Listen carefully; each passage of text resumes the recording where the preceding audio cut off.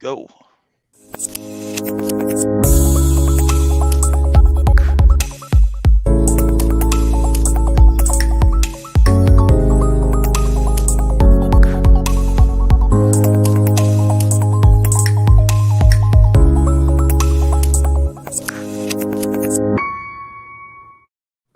Hello and welcome to the Holy Rivals Show. I'm your host, Nathan Bomber Brown. With me is my partner in crime, the Wild Ute. What's up? Happy Saturday, everybody. Happy day after Pac-12 Armageddon. Are we going to talk about that? Anyway. We're going to talk about that. And then we have a guest today. Our guest is from the SDSU podcast, and also he's a writer for the East Times Village. His name's Paul Garrison. Hey, Paul.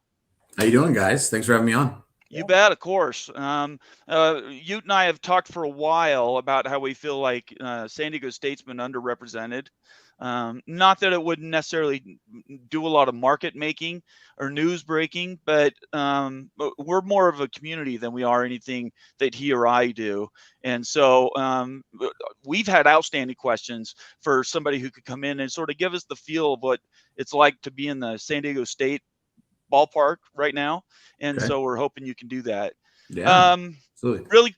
Really quick before we jump off, I want to ask everybody to subscribe, follow us on Twitter. Certainly Paul has his Twitter handle there, so follow him on Twitter. And then if you want to be part of the show, you can do a super chat, which those are all highlighted, and we always get those comments. We also can do subscriptions, and those instructions are right on the main Big 12 Mafia Holy Rivals channel.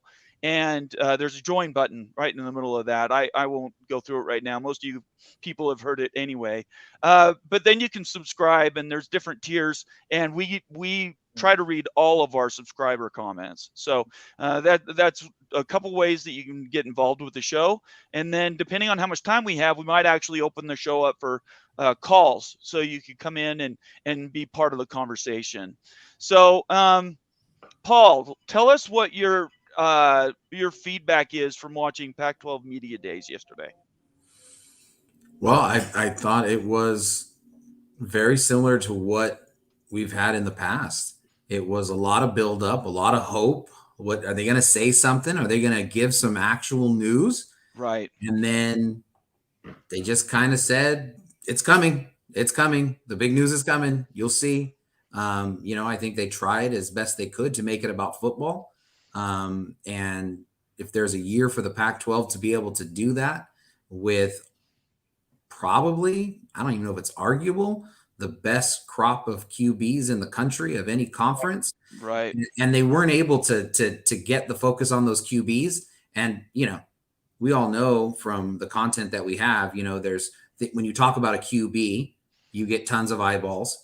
Right. And if the QBs can't push through and get it to actually be about what's going to be happening on the field, there is no other hope. And it seemed like their goal of making it about football turned out not to be accomplished. There's just no way you can make it about football, though. With this, it was pretty tough. Because let's be honest about this, guys. Like, outside of this year, we don't know if the Pac's even going to survive. We think it is, right?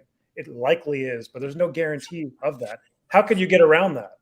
I mean, there's no certainty in the future at all. So it totally makes sense that everything's suffocating around that, which stinks because you've got Caleb Williams, Cam Rising, Michael Penix, all these great players and everything that got no love really at media day and stuff, and no PR because of it. So I'm with you, Paul. Yeah. I think you have to also define, like, what do you mean by surviving? I don't think that the name Pac-12, Pac whatever is going to go anywhere. It's configuration. Right. I think that's the question. But I think there's a big enough of a brand, especially on the West Coast, that it will always be the best conference out here. But if it's kind of the Mountain West 2.0 in 5, 7, 10 years, I think that's what everyone is kind of holding their breath wondering about. So really quick, let's do a few shout outs for people who have joined us early. BR's first one in the house, and he actually is one of our subscribers, so I'll bring up his comment here at the beginning. He says, hey, all, I didn't get to stay last night. He was talking about the show we did yesterday with Greg Flugar. My girlfriend hijacked me.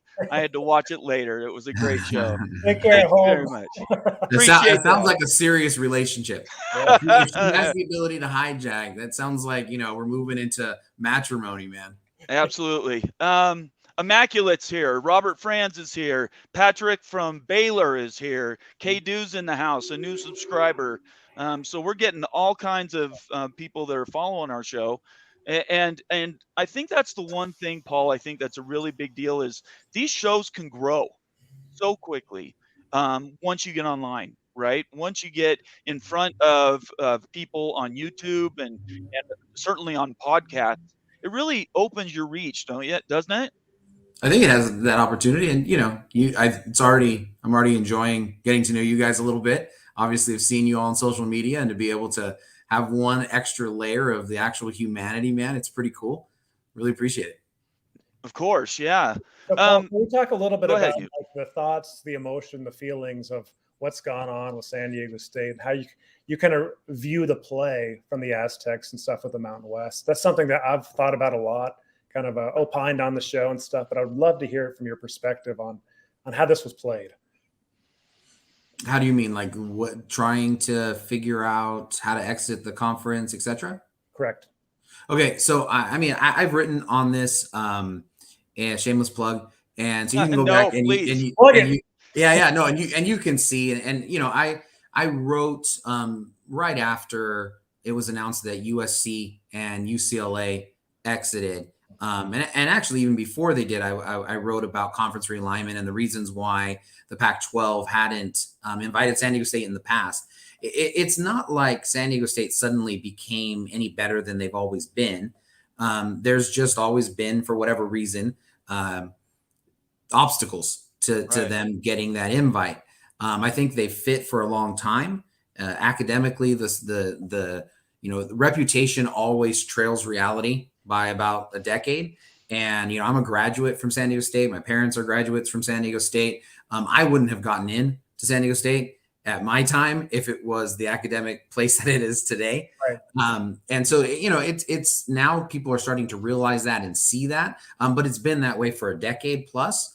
And I think that, I wrote about basically saying, if you're the Pac-12 and another conference comes in and takes your most valuable media market and two of your biggest schools, and you do nothing in response, you're conceding.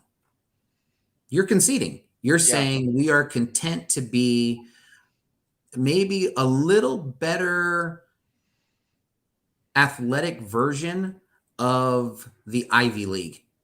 Like your goal is to have academics be your forefront, be your calling card, be the way that you do everything, and then you got a little bit better with because of the history. And I'm not 100% sure that that's the best way going forward.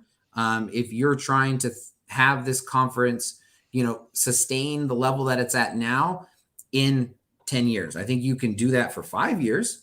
I think it could be okay for 5 years, but long-term, I don't think it's very good. Now, as for San Diego State's play, from about that same time, we started to hear sources, different things that they were already talking to the Pac-12, and there were already whispers of they're going to the Pac-12, they're going to the Big 12. I've written that, one of the work that we do is we talk to the recruits that San Diego State is talking to, or San Diego State gets, and their commitment to San Diego State. And to a person, they all said, the reason I picked San Diego State was because they're going to the Pac-12, maybe the Big 12, but probably the Pac-12. And so this goes back into the fall of last year. And, we had one Brady Nasir, who is a defensive lineman who just came on campus in July, maybe June, and he signed in December. And we had him on our podcast before, wrote an article on him. And he was one of those guys who was committed to Colorado. And then Deion Sanders came and became the coach. Right. And he was telling us that he's really excited about coming to San Diego State because he's going to have the opportunity to go to Boulder, and he's going to have the opportunity every year to be able to play them and be able to show that they made the wrong choice. And this is in November, maybe December, an exact thing of it.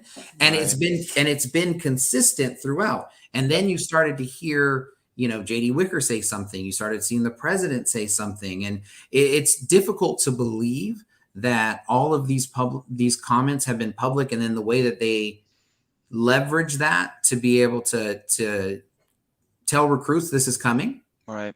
It's difficult to believe that they created that out of thin air. So let's talk about that, because I've been defending SMU and SDSU for a while now, where I think you guys have just been used and abused by the Pac-12, and to a lesser extent the Big 12 a little bit, in that the name was sort of put out there really early and often. And the visit, certainly, that GK took to SMU in the spring, right? I think it was February. And then you had these conversations about how visits have happened at San Diego State.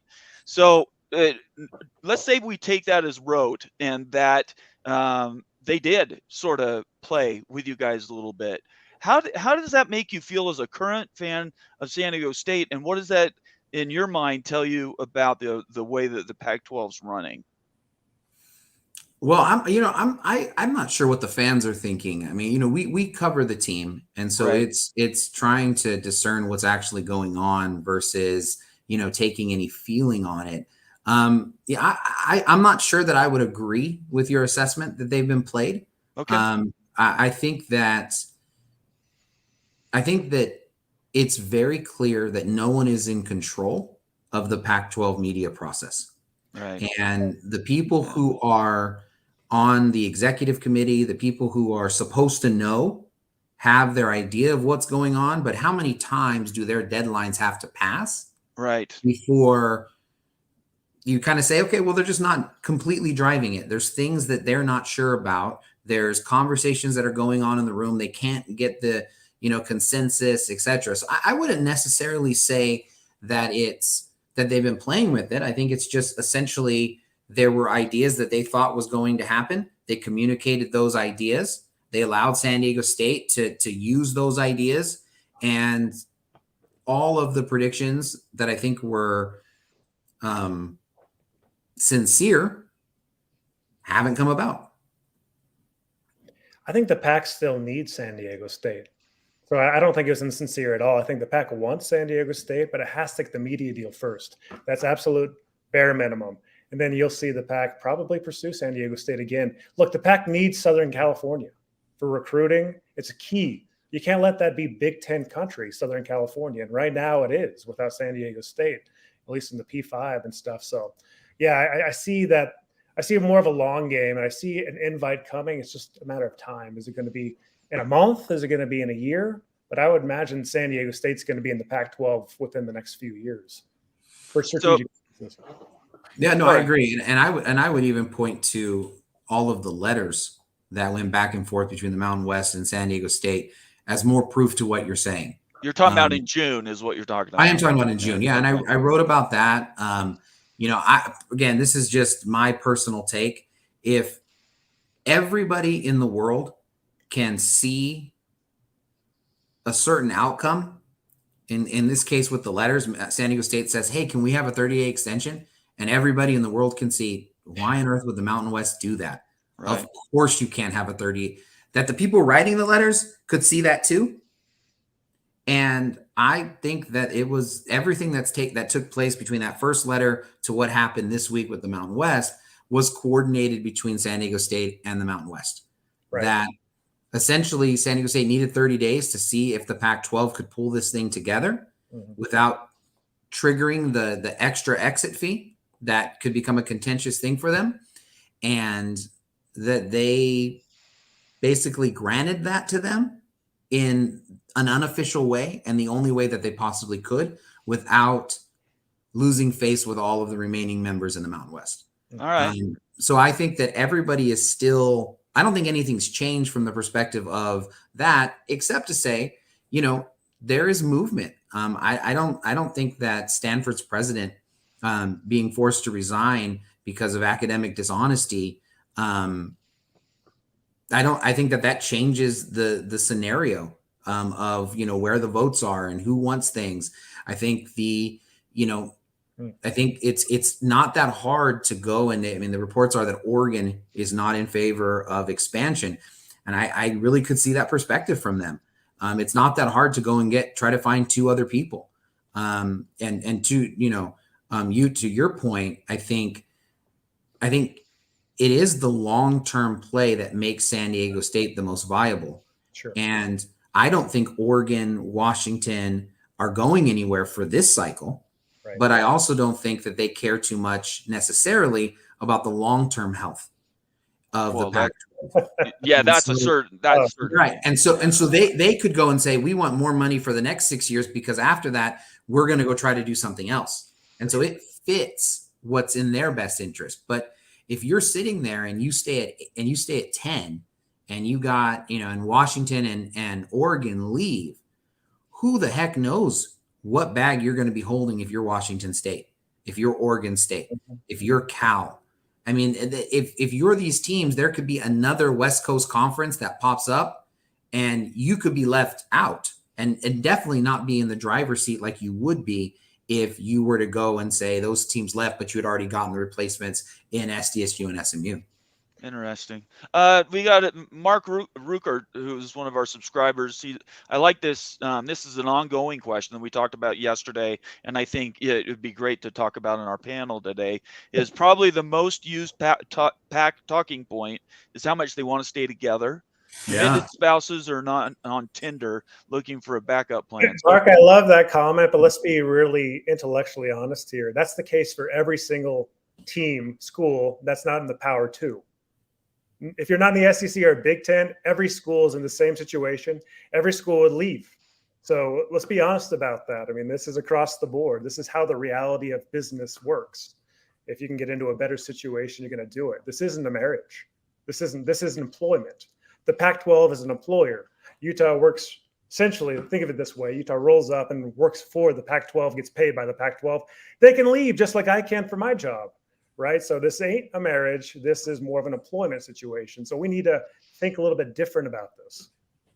I think one thing that people really were holding on to yesterday that they didn't get answers for, even though they'd said they weren't going to give answers about the media deal. You knew those questions were going to be coming. It still seemed like they weren't completely comfortable with the answers that they were providing. And I know that people are showing frustration in the fact that they feel like they're sort of being looked down upon, like we know so much and we're not going to tell you, or it sort of feels like it's disorganized. So what do you guys think about that? Because we definitely had polar opposite views last night about how people perceive how that message came across. And I think they put out the fire a little bit before media day came around by saying there won't be a media deal, but that in itself though doesn't, like, that's not the end all be all, right? So I mean, what do you guys think about that? Go ahead, Paul. I think it's just the same thing. I don't think there's anything they could have said. I mean, how many times do you say the deal's being done? I mean, I think Washington State's president at their board meeting said, "Oh, I'm like 70% that it'll be done by June 30th." Right. And how many times do you miss a deadline and your credibility goes away?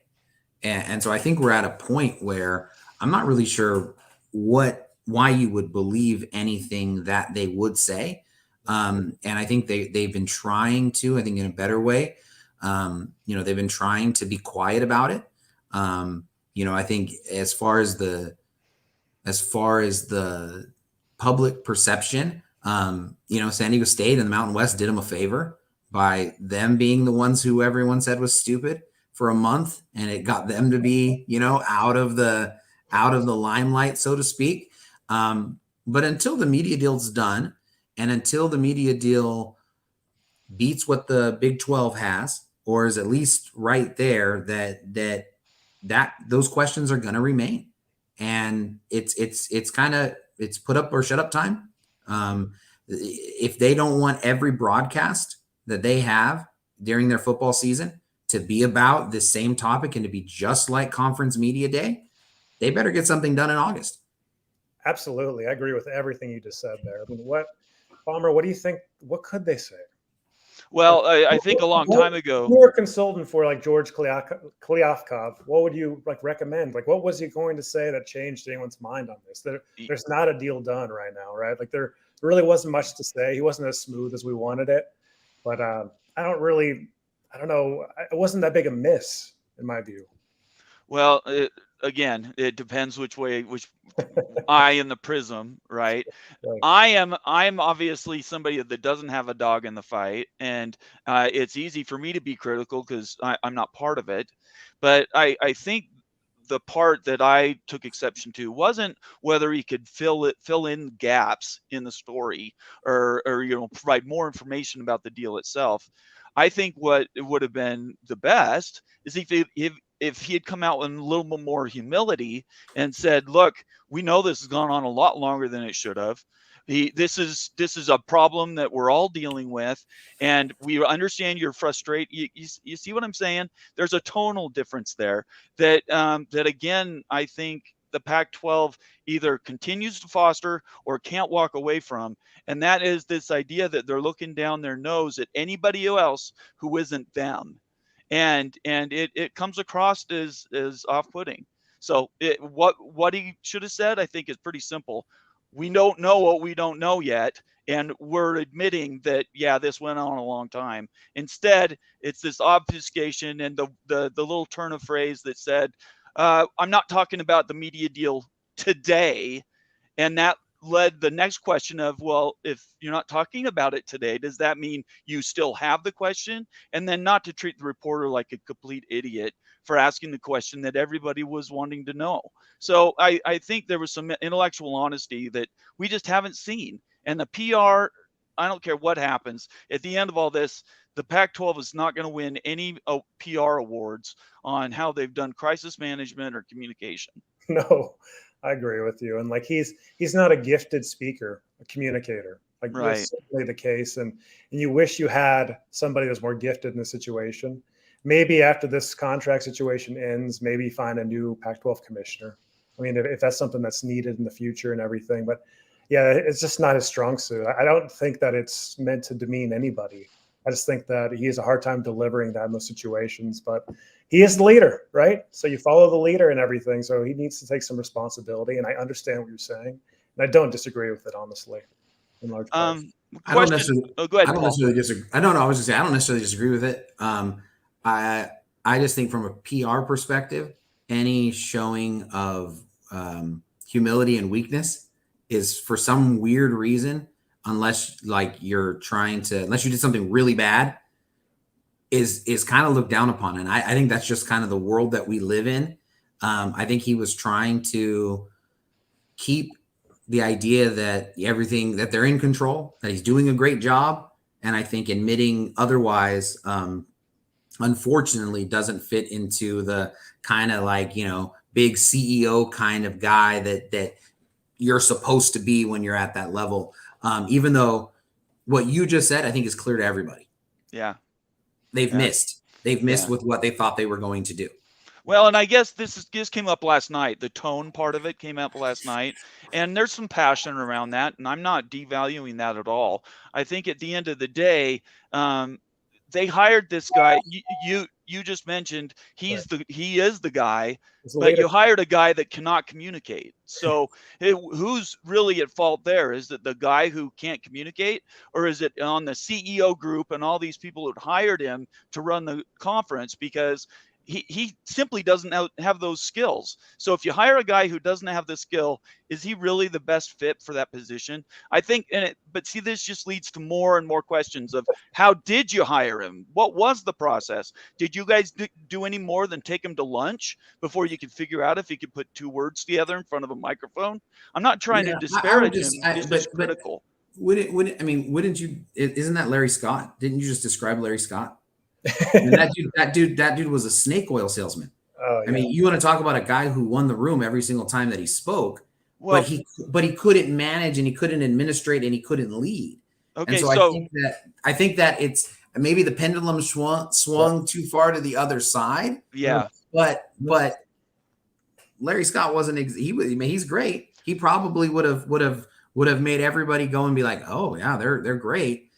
But at the end of the day, the mess that the conference is in is because they had a guy who could speak really well, but he was unable to lead.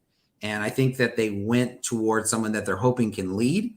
And again, the proof's going to be in the pudding, right? Right. I mean, and that's the best part about all of this is the proof is going to be in the pudding. If they land it, he's going to come across and nobody will remember any of this. It'll be this blur.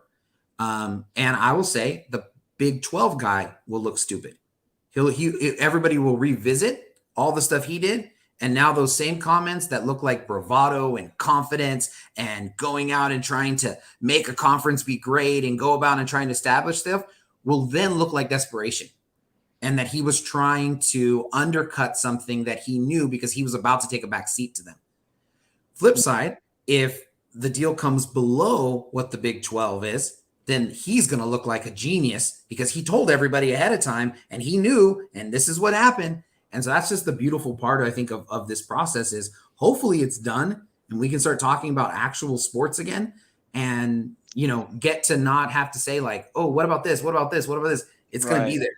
It's going to be there. And I think we're all, if we have any breath left to hold, we're all holding it, hoping that it pops out, that it comes out soon. I love that. History is going to tell a story, right? And we don't know what that story is going to be yet. Is George K. the savior?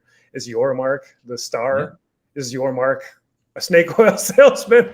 That history will tell us that, in a few years here. Great. So that's exactly how it's going to shake out. Immaculate has a question here. He's asking, elephant in the room, do you think the PAC influenced the decisions SDSU made with the Mountain West in June? Immaculate, if you could provide more details, I want to make sure I answer your question. Absolutely, they did. But I don't know in what regard you're wondering about. The SDSU absolutely had the Mountain West, beg your pardon, absolutely had the Pac-12 in mind when it made all of its decisions with the Mountain West. Right. I think if you look at, again, going back to what we just said, if you look at the letter thing and that month, the only practical result is that San Diego State had a little bit extra time to leave the conference. There was no other practical result. Like maybe some people looked bad on social media to some people, or I don't know, maybe that's a big result to people. To me, that doesn't really matter so much. But I'm talking about like on the ground, the actual result. San Diego State was in the conference on June 12th, was out of the conference from June 13th to July 17th, ends up paying legal fees to some lawyers. And if the Pac-12 had stepped up in between that time, I think the consensus is that they would have went and said, okay, Mountain West, your interpretation of our letter on June 13th was correct. And we only have to pay the limited exit fee. So I think that's the whole reason that thing was done, was to give the Pac-12 a little bit extra time. And I don't think, some people have said that SDSU unwittingly got the Mountain West to give it an extension. I don't buy that at all. The Mountain West understands that if they had just said it June 30th, sorry, that was the deadline. There's no ambiguity about it. They would have never gotten to July 17th. They could have said in July 17th what they said on June 30th, what they said on July 17th. Right.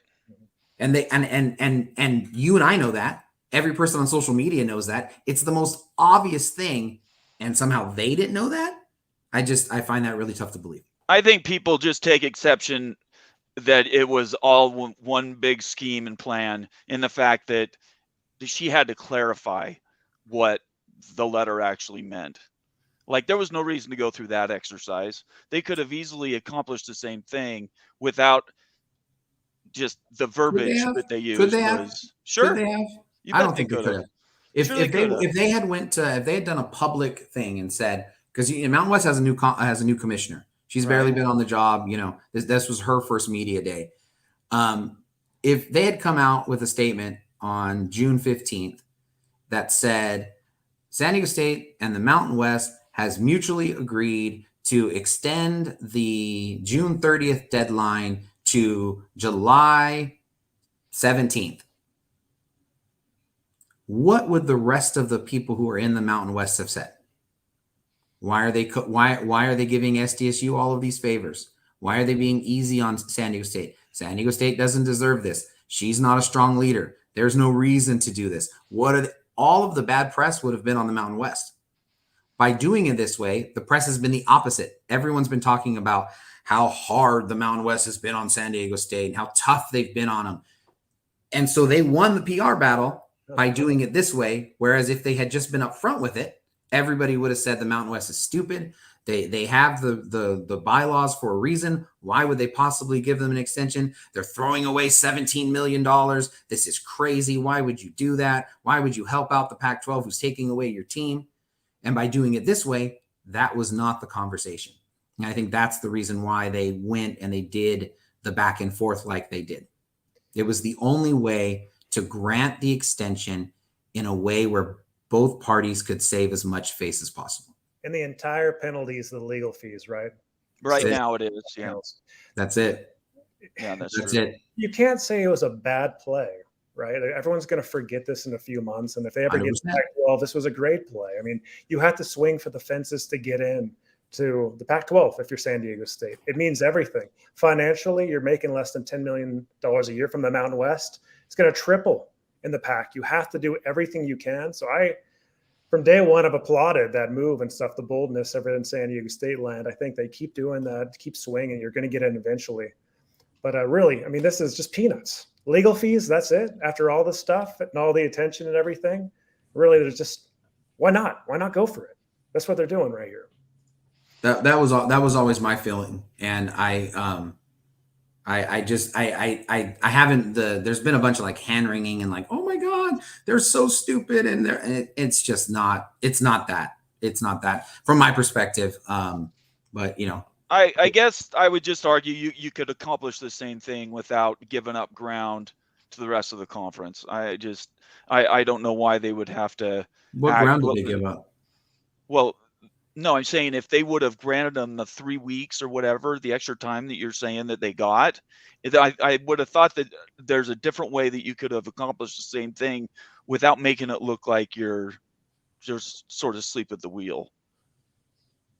I got to believe they had 9 months to come up with something. If this was going to work out, that they wanted to get an extra 2 or 3 weeks. It seems like they went the long way around. We're talking about stuff we don't know and we'll never know. Speculating. But I just.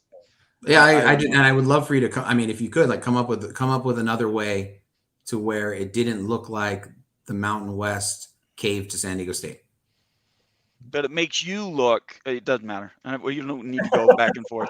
I'm not going to convince you, and I'm not even really trying to. I'm just trying to explain why people are looking at it from the third party. That's all. That's what this show is all about. I mean, we see things from different perspectives. We get all the angles here. That's the beauty of this show, Big 12 Mafia, Utah, BYU. That's what we're doing here, right? Like, just seeing all the angles here to make your own judgment. And both of us are fans of San Diego State. Absolutely. So, yeah, we just want what's best for San Diego State. And however they get there, at the end of the day, and you just said it, it's the ticket, right? It's the golden ticket to get into a P5 conference or an AQ conference. And that's all anybody wants. So how you end up getting there, people are going to forget about the letter if they get an invite in August. Absolutely. But if they don't get an invite in August and then they sign a media deal and they're left hanging, I think then there's going to be more questions. But absolutely. Anyway, without question. I mean, if this ends with San Diego State continuing to be in the Mountain West long term, right? And I don't think there's any way that you could paint this. You can say, hey, they went for it and they were trying while they had the momentum to actually get the invite and get across that line, and they were trying, but at the end of the day, you failed. Sure. And so I don't think there's any way that you can, compared to not getting in, whatever misgivings people can see around these letters, which, like I said, I can't see, is going to be small potatoes. It's going to be nothing compared to that. And that's ultimately what everything's about. I mean, you look at the San Diego sports landscape, and J.D. Wicker, the athletic director, won an Athletic Director of the Year award. And what they've been able to do since 2018 has been unbelievable.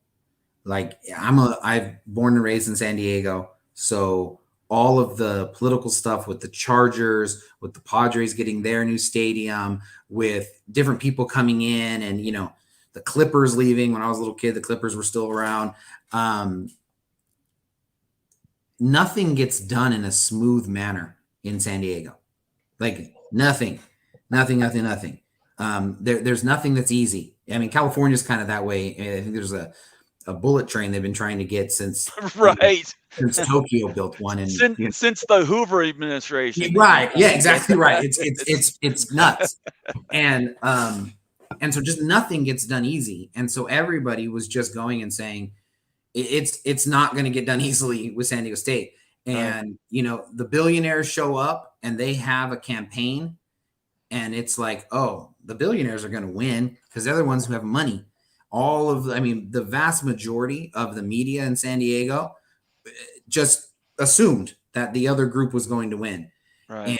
And there's an athletic director at San Diego State who, I believe that's where it came from. I'd have to look it up again, but they called San Diego State a sleeping giant, and just said that being in one of the largest cities in the world with all the things that it has to offer, that it is a sleeping giant. And kind of in 2018, it kind of woke up and flexed its political muscle in San Diego. And it got this huge land grant from the voters for SDSU Mission Valley, where Snapdragon Stadium currently is. The university itself, they were just kind of like taking down buildings and building new ones because it was completely landlocked, the main campus. And then they, demolished the old stadium. They built Snapdragon Stadium on time, on budget. Every prediction about, they're going to run into environmental problems. Oh, there's this issue. I mean, the Chargers, they were like, hey, we can't build here because there's going to be an environmental thing, and we'll never get through it in enough time. And San Diego State did it. And all of that goodwill and all of that like momentum of going and saying that these are really good leaders, the president of the university, J.D. Wicker, that they know what they're doing, because look at this history of success. That goes away if they don't get, if this doesn't end with them being in a power conference. Yeah. Conversely, I would argue that given everything that has transpired over the last 5 years, I think they've kind of deserve a little bit of a benefit of the doubt, because they have continued to prove people wrong. When I cannot express to you, and anybody who's listening to this who doesn't understand San Diego in the way that it is, everybody else was right in what they were saying that San Diego State couldn't do. And they were saying it by experience. They were saying it by, the Padres got this big thing after they went to the World Series in 1998, and it was delayed. So of course San Diego State is going to be delayed. It wasn't. That they're not going to be able to get to MLS. There's no way. I mean, San Diego State, if you understand the deal that they had at the old stadium, they couldn't even get the money for parking. They had to give that to the city. San Diego State paid more money in rent than the Chargers did. Wow. Okay. And so they were just fleeced. They couldn't get their stuff in the team store at the old place. It was like, I don't know. It was just the inequity and it seemingly like the inability to negotiate. I mean, you want to talk about looking bad. That was San Diego State. And so everybody was saying like, no, San Diego State can't do it. San Diego State can't do it. This is San Diego State we're talking about. Mm-hmm. And they have proved everybody wrong along the way. And I would argue that should buy them some sort of like political capital to say, these people aren't stupid. They're not just trying to force the Pac-12 to let them in because they decided to talk about it at a booster event after the team went to the Final Four. But if they're wrong, this entire year looks really toxic for them. Definitely. Hey, let's sidestep here. So Patrick, here we're reading your comments. So Ross Dellinger pointed out that Colorado is trying to get GK to show them some numbers, right? He's talking about Thursday. Thursday. He was talking about the Thursday meeting, It didn't work. non-meeting. Right. Let's talk about this, guys. What's the point in Colorado and Arizona and others setting these deadlines? I mean, seriously, what is the point of that? Like, what's the end goal here? No one's moved yet. Yeah. Like, it's just adding pressure. Can someone answer that question? It makes no sense to me on why we're setting fake deadlines. I don't have any idea. I've said all along that them coming out and even giving a horizon, saying we'll try to get this done in 3 months, we'll try to get, was the biggest mistake that they started at the very beginning. I think they should have done what they've always done, but social media has changed the dynamic about, and that is communicate. And most of this stuff, like Swanky said, right? Normally these negotiations happen in the background. You're not doing these live negotiations. Bob Thompson, nobody knew who he was outside of last July, August, right? Mm-hmm. So in my opinion, I'll let Paul answer as well, but my opinion is I think they should just walk away from saying any dates at this point. I wouldn't even bring it up again. If Twitterverse keeps it alive, if other things, articles are written, fine, say la vie. But if I was the pack, I wouldn't talk about it anymore. Yeah, we talked to Bob Thompson on our podcast 2 weeks ago or something like that. Yeah, I get him in a couple weeks. I'm really excited. Yeah, he was great. He was absolutely fantastic. Right. And we were trying to ask him because he had called the letters with the Mountain West and San Diego State. He called it a mess. He said somebody made a mistake. Right. And I told him, very similar to what you had said before. I said, hey man, I've written these articles. I sent him the articles. I said, but confirmation bias is the worst thing. So right. Give me your opinion, man. Let me see. And you're the expert, right? And he said that the only real part of it that was a mess was that any of this got public. Yeah. That's it. You just don't normally have these things get public. Right. And I also asked him if they could have, with the June 30th deadline, if they could have just not said anything. Right. And he said, yep, they could have just let that one pass and nobody would have said anything. I don't necessarily agree with that. I think that was less of a made up one.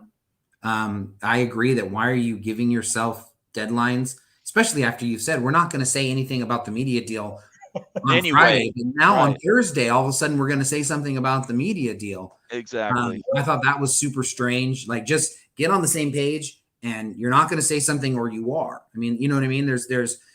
And so I thought that was weird from that perspective. But I also think it's fair to say that, unless you're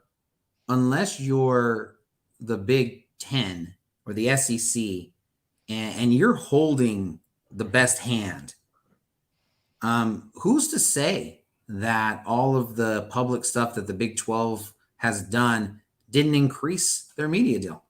Because they were able to point to, look, we talk about A, B, and C. Look how much interaction on social media this gathers. Right. Your commercials that you have with us, or the commercials that you sell because you're giving money to us, are going to go up a whole bunch, and they're going to increase. And so they were showing in real time, flexing kind of their social media muscle, so to speak. And so who's to say that that's not why they reached the number that they reached? Right. Conversely, that could be what's going on here. Is they're trying to keep their media members to say, look, we're staying together, and you only get so much blowback going the other way. But that's the only thing that I could possibly think to not just agree completely with you and say, yeah, I kind of see it exactly like that. Like, what good does that do? My wife says that I got to go do the thing in the backyard. The only time I ever get in trouble is when I say it will be done tomorrow at 10 o'clock. Oh my gosh, that's so true. That is so true. That is exactly right, Paul. If you're going to leave, then just leave, right? I mean, if that's really the trigger point. But like, Paul, that's a great point on like engagement. If there's some subliminal target of trying to increase engagement by getting people to talk about you, to show to media providers, I mean, there might be some of that going on. I can promise you that no one's talked about the University of Utah as much as this last year. University of Utah, absolutely, more than ever, right? The same thing with the Pac-12, Big 12 too, more relevant than ever. I mean, it's nuts out there and everything. So that could be going on. yeah, who knows? No, and especially we live in a day and age where, you know, the NFL has done such a great job of becoming a year-round entity. Right. And I think all of the other major sports, and let's be honest, college football is the second biggest sport. I think they're all trying to figure out how to do that too. And it is a dead time. But now everyone has talked about college football the entire year, when before there would be just this like, when are the magazines coming out that we can read what's going to happen? Right. And finally in the summer you're talking about it. And so maybe they're trying to dip their toes into that. And, you know, I mean, to your point, we had an article with the offensive line coach where he goes through the San Diego State's entire offensive line. And, you know, I mean, it was phenomenal. And the amount of traction that the article gained was very good. But then, you know, you touch anything with conference realignment and it's like, yeah, 10 times more. And it's just ridiculous, you know, 5 times more, whatever it was. But it's just what people want to talk about and what they want to think about. And do you guys think that the Pac-12 and Big 12 have gotten more media engagement, like on social media, than the SEC and Big 10 this offseason? Would you guess at that? We don't have those figures, but would you guess at that? I think it has to be yes. I mean, I think is this the first time in history that's ever happened? Probably, yes, right? Probably. And what we've always said is that realignment doesn't stop. Right. Even when this media deal gets done, even when the 10 teams or the 12 teams are now in the Pac-12 again, we all three of us know that the next horizon is 2026, and that scheming starts now. So where every one of these conferences is trying to build their profile for the next college football playoff negotiation, and then after that it'll be the Big 10, and then it'll be the Big 12. I mean, I don't think realignment's going away now. We sort of burst that bubble. And at this point, now I think what it is it's about who's the most engaged and who are the most valuable people. They're the ones that are engaged. And I think every conference is seeing that. I guarantee you the Big 12, I think the Big 12 and the Pac-12 by themselves have enhanced their profile enough that the ACC, who has virtually disappeared in the public mind's eye, makes it that much easier to destroy that conference. And whenever the ACC blows up, 5 years, 8 years, whatever it is. And that's because that's one thing they don't have. And we've talked to ACC people. They don't have an underlying, this is our story. No. The ACC is really the only conference that doesn't have that. The Pac-12, Conference of Champions. The Big 12 is either basketball or the most competitive football conference. I mean, there's all these things, and the ACC's just sort of sitting in this vanilla zone that they don't really have a profile, and that's going to hurt them if they don't do something else to make those teams happy. That conference is going to disintegrate, not because the Pac-12 or the Big 12 are any better, but because they simply don't have a story. Really quick, before we move to the next thing, I want to just thank everybody for joining today on a Saturday afternoon. We appreciate Paul being here with us, and please subscribe, leave us a comment or a suggestion, give us a thumbs up. Continue to share your ideas in the comment section.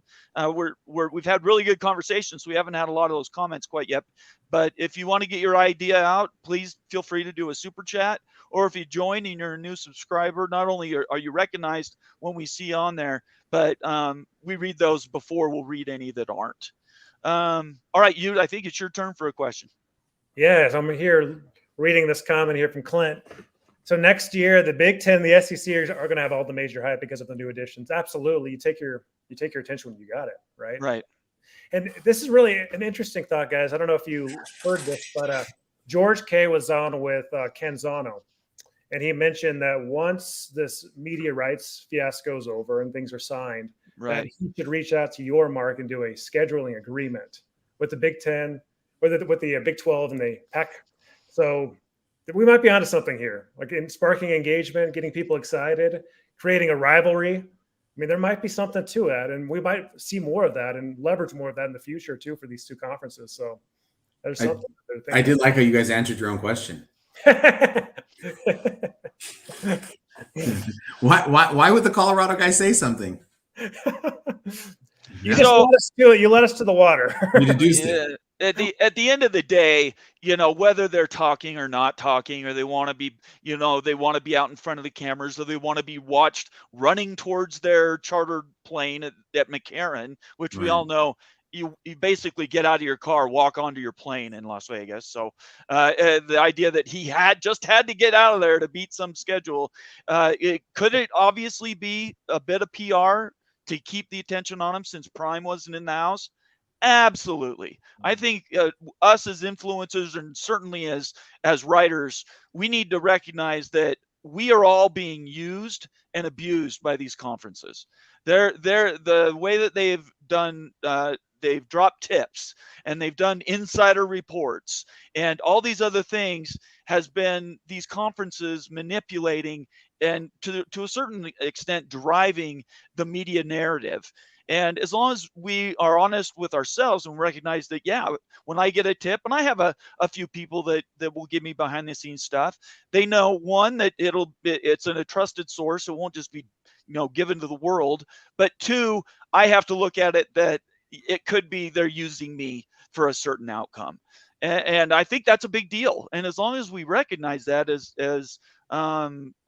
people that cover them, whether you're a credentialed journalist or an influencer like you and I, I think that's important for us to recognize. And people that are watching our shows should know that if we're putting things in context and being honest with you, we have to say out loud that, yeah, we could be being used right now. Do you guys have any ideas on that? I think that is the absolute biggest challenge to putting yourself out there and trying to do any of this work. Because from what I gather, the default to making sure that you're not being taken advantage by the powers that be is to always be negative. That's probably true. And so you have to always just go and be like, they're stupid, they're deceptive, they're trying to hurt people, they're trying to, so you never give in to the narrative that you're being taken advantage of. And I personally, I don't subscribe to that. So I definitely try to have my eyes wide open, and I try to use my own thinking. I think going back to your point about what the Pac-12 commissioner was unable to do at the media days, and when I'm wrong, owning it. This is what I thought was taking place. This is what I thought was happening. And then I think the other way to do it, in my own work and just evaluating myself, is I think you can't get caught into trying to get views and clicks. Right. So I gave you that story with Brady Nasir. We cut it out of our podcast. When it happened, first things first, we just thought that we wanted it to be about this kid, and we knew that everybody would take it and not have it be about this kid. And so we intentionally took it out, and we did not report on it until now. We've done it since after San Diego State then said they started doing things publicly. We said, here's a thing that we had. And we intentionally, even though we knew it would have blown up.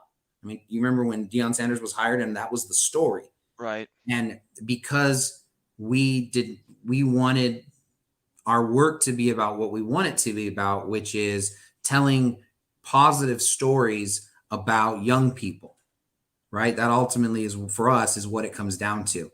I tell, people who want to listen, if any of the people that we tell stories on, and it gets whatever traction it gets in our small little online thing that we do, if that same person committed a crime or was even accused of a crime, it would blow up and go like crazy. And so I think for me, that's how I would answer that question, is I got to always check myself and to make sure I'm not doing the cheap things to get views and to get traction. And then the second part, giving myself permission to be negative and give myself permission to be positive, depending on what actually is taking place and going on from an honest assessment, and then always being open to the opportunity that I can be wrong. And I love that. because I do it all the time. We're sort of in a guessing game here. It is an entertainment thing. And I have no problems making a prediction, especially being wrong. And it doesn't bother me in the least. I'm wrong all the time. Because when I am right, I feel kind of cool. But I think all of us, and I know, at least I'm learning this about you, Paul, but I know Ute and I, we're very open and honest about where we get our sources and the information that we get. If we're wrong about it or it's not quite right, we own it immediately and just say, yeah, this is something we got wrong, and let's move down the road. It's not something to really dwell on. Ute? Yeah, I mean, we do this for fun and entertainment, right? There's a difference between what we're doing on this show. We're talking about these topics and everything, but we're not credentialed reporters, right? We just do this on the side and everything. So it's a completely different story. From your perspective, Paul, it's all about being trustworthy, right? And establishing a track record and being on brand with what you're trying to convey, right? So you kind of do things out of a different lens, and that makes sense and everything. Whereas Bomber and I, we're talking about the most recent topics, trying to get different perspectives just so people can have that midpoint, right? So we kind of, present things in different ways and stuff, but it makes complete sense to me that you'd need to be trustworthy, like incredibly trustworthy, and decide what to report on and what not and stuff, and who to protect and what not, depending on, what your brand, your image, and everything else. So it makes a lot of sense. What do you guys think about this, to change gears a little bit? This came out yesterday. Greg reported it first. The ESPN held talks with NBA, NFL, and Major League Baseball in search for strategic partner. Let's change the conversation here for a minute, because now we're hearing that ESPN is, instead of owning everything holistically, they're now looking for more strategic partnerships. This correlates with some of the news we heard about Comcast possibly getting a stake in trade for the Hulu purchase. What do you guys think about this? I'll be honest with you. I am not fully up to date at this. Okay. I will say that when it comes to the money-making portion of things, my world is a little upside down, only because the Padres are spending more money than the Yankees, and I don't understand how they're doing that. Like they've been the budget small market team my entire life, and suddenly they're not, and it's working. And it just makes me question like how people make money and if you figure it out and that sort of thing. But I think that it's the natural evolution of business to get bigger. The Lorax business is, even from the Lorax Dr. Seuss, business is business and business must grow. Right. Yeah. And I think it's just there, and it just keeps going and evolving. And, if you're leading ESPN, you have to get bigger than your predecessor, or else you're not doing as good of a job. And I think sometimes that size becomes unmanageable, and what they thought was going to work, that kind of corrects itself a little bit. Right. And then it'll reacquire, and something else will be bigger, and go after from that.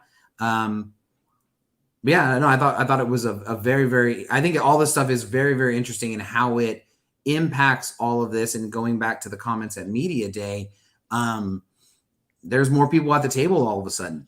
Right. And I think that these kind of headlines in the articles and things like that could suggest that. What did you think about this yesterday? You weren't on our show yesterday, so you haven't really had a chance to look it over, but just your initial thoughts without getting deep into the source code. Talking about ESPN partnering with like the likes of Apple or purchased by Apple of ESPN. Is that kind of where we're going with this? Is that? Well, I'm asking an open question. It's really what it means to you when you see a headline that says, instead of ESPN just buying all the ownership stake in broadcasting, whatever the product is, they're now looking for more strategic partnerships. And the fact that one day you could see an ESPN and SEC game could be on Peacock. These are the things that are just crazy to imagine, because if they go more strategic partnership, and I'll give you a little bit of background on it. Hulu, Comcast has a check in hand to receive the balance of the Hulu purchase, which is roughly about $9 billion. The article that came out from Andrew Marchand a couple days ago said they were considering, instead of paying them $9 billion, they would take an equity stake in ESPN in trade, which would mean you could have a ESPN broadcast actually working on Peacock and vice versa. I mean, it just blows your mind, along with what Paul's saying. Right. It's just creative business different ways to make money. So it's worth exploring for sure. If the change in the conversation is what stood out to me, is how 1 minute ESPN wants to be God of everything, the next minute they're looking for partnerships. I think those words matter. Bob Iger has come out and said basically everything's on the block except for ESPN. We'll sell some of the equity, but we're not going to give away controlling stake. So I think, for instance, there was a late report that Fox might be coming back in to the Pac-12. I don't know if you guys heard that, but that's a pretty big deal. No, we don't know which property, if it's FS1, FS2, Fox primary, maybe it was tier 2, but still, to have that broadcast partner back in has got to make you guys excited for the potential. ESPN and Fox need to be partners in this deal. They need to be associated with this deal. If you sell all the rights to Apple, still get ESPN and Fox, or just do it to the side. They both must be there to get the adequate linear content. Like, I think that it makes sense that Fox would jump back in and try to get like tier 2 games, second class, you can call them second class, first class games. So that's kind of how I see it. I think you need them both. You can't just have one. You can't just have Pac-12 After Dark. You need Fox there, and you need to get on Big Fox sometimes too. So it's no surprise at all. I mean, these seems like these negotiations come in and out, ebb and flow. You never really know exactly where someone sits, and all of a sudden, boom, the next day something changes. So no surprise there. That's good news, though.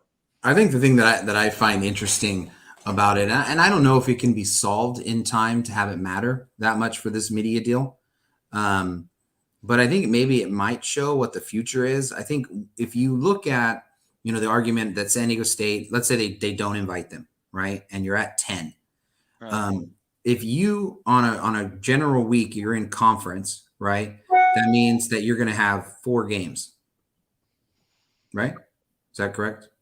So say that again. I'm sorry. If there's 10 teams, you are only going to be able to have 4 games in conference on that weekend. 5.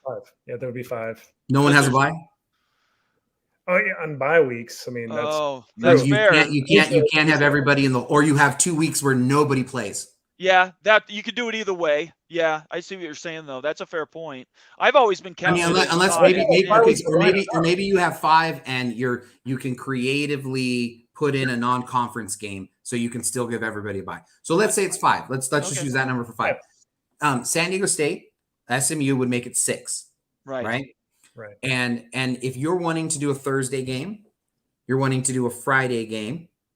If you only got 5 games to give, that gives you 3 games on a Saturday that you're able to put in. So if you're Fox, you're not going to put it on. You might put the 4:00 game on the primary one. And if you want a game for Fox 1 and you want a game for Fox 2, you're done. Those are all of your games. And so if you want to be able to put on a regional game and you want to be able to say in Southern California, this game is going to play better than this game, you don't have an option. Or maybe you just have 2. And I think what this could potentially do is eliminate that problem. Because if ESPN is able to show 5 Pac-12 games and they're able to show 3 Big 12 games, they can fill their slots without having it have to only come from one conference. Right. Yeah, I totally get it. Well, Fox has Mountain West coverage. Let's not forget that. They have CBS Sports Network have Mountain West games. Do they dare air the Mountain West coverage? Yeah. No, I'm just using that as an example. People have said that one of the big things about adding schools is it just gives you an extra couple of games, or it gives you 1 extra game, and I think that that's really valuable because at a certain point you need to be able to actually give content, and I think that by going and having these partnerships, I think it can give you the opportunity to kind of piecemeal together the games that you need, give you access to maybe stronger games at your tier 2, at your tier 3, and things like that. And honestly, I think long-term, it could mean less inclusion for other schools like a San Diego State, because you wouldn't need necessarily more content. Right. You wouldn't need it. You could just go with the ones that you have and be okay, because you have all these strategic partnerships where, Fox has a game in October that they need, and ESPN has a game as a whole in November that they need, and they just agree to kind of trade, and it works that way. I think the concern is that these bigger conferences might not want to have those games aired on Fox 2 or aired on Apple, right? We already know Ohio State canceled their Washington game. And that was a pretty big deal for Washington because it gets some exposure back east. If that becomes more the rule than the exception, now you got real challenges. It's not your in-conference games. Those are your own thing. You can do whatever you want with them. But when you're trying to get your brand in other places, in other markets, and those markets simply don't want to do them because the game is going to be on Apple and their people aren't on Apple because you're the only partner that's doing that. That's where I think the Gore and some of the other complications, why it's taken so long, a lot of that is going to have to be engineered. It's a big concern. Is it just the exposure concerns with like an Apple platform? Is that why Ohio State's leaving and not doing this game with Washington, and why other? Yes, that's the intimation. That's right. Because it kind of, I thought didn't they claim that they didn't want to go to the West Coast twice?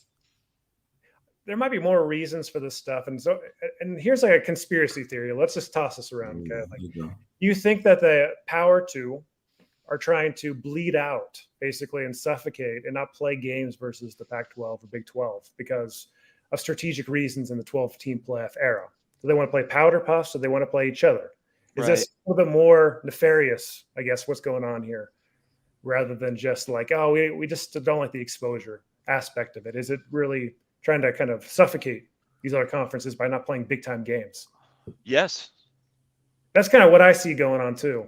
Yeah, I think that's quite possible. Yeah. I'll be interested to see how it works. I'll be really interested to see how it works. I mean, if, will the reputation of the remaining the middle three, right? If you got the Power 2, the middle three, and the Group of 5, will the reputation of the middle three sink to the level of a Group of 5, right? There were years where TCU, especially Utah, was, I would argue, the best team in the country when they were in the Mountain West. And they didn't get an opportunity to go and play.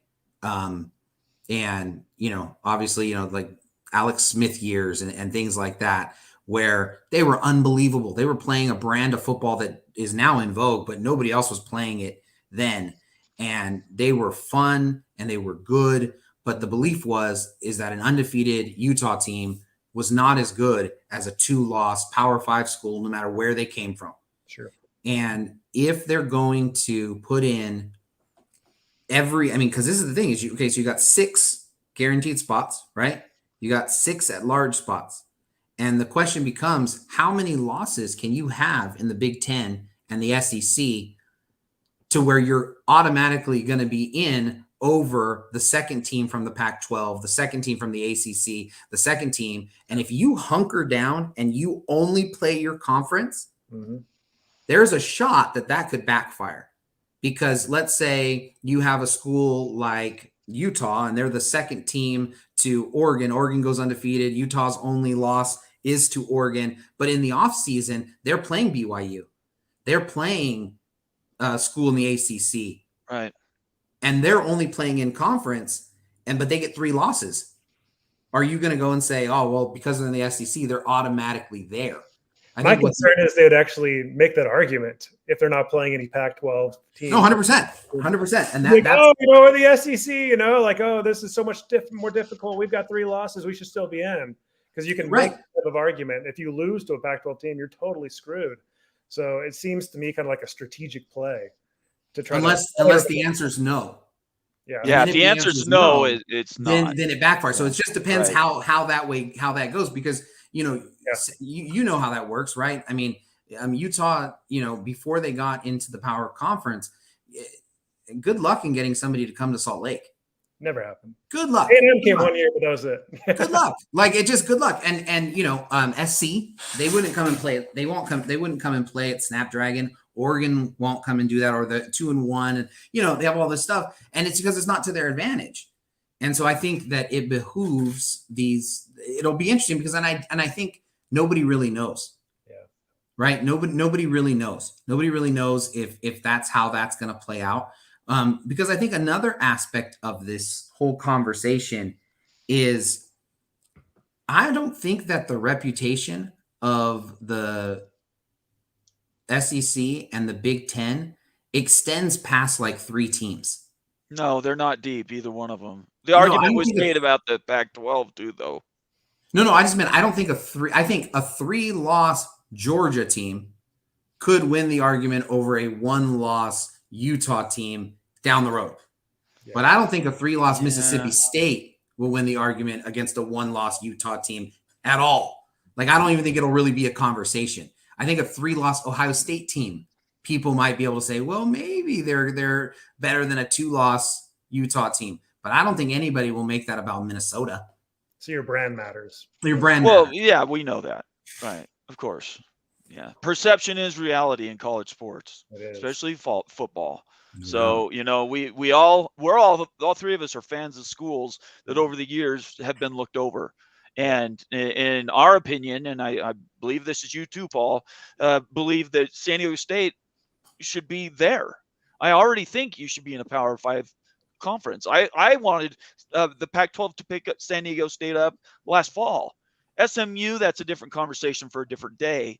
But definitely, I think San Diego State is aligned, and at the very least, they're playing middle of the road Pac-12 football.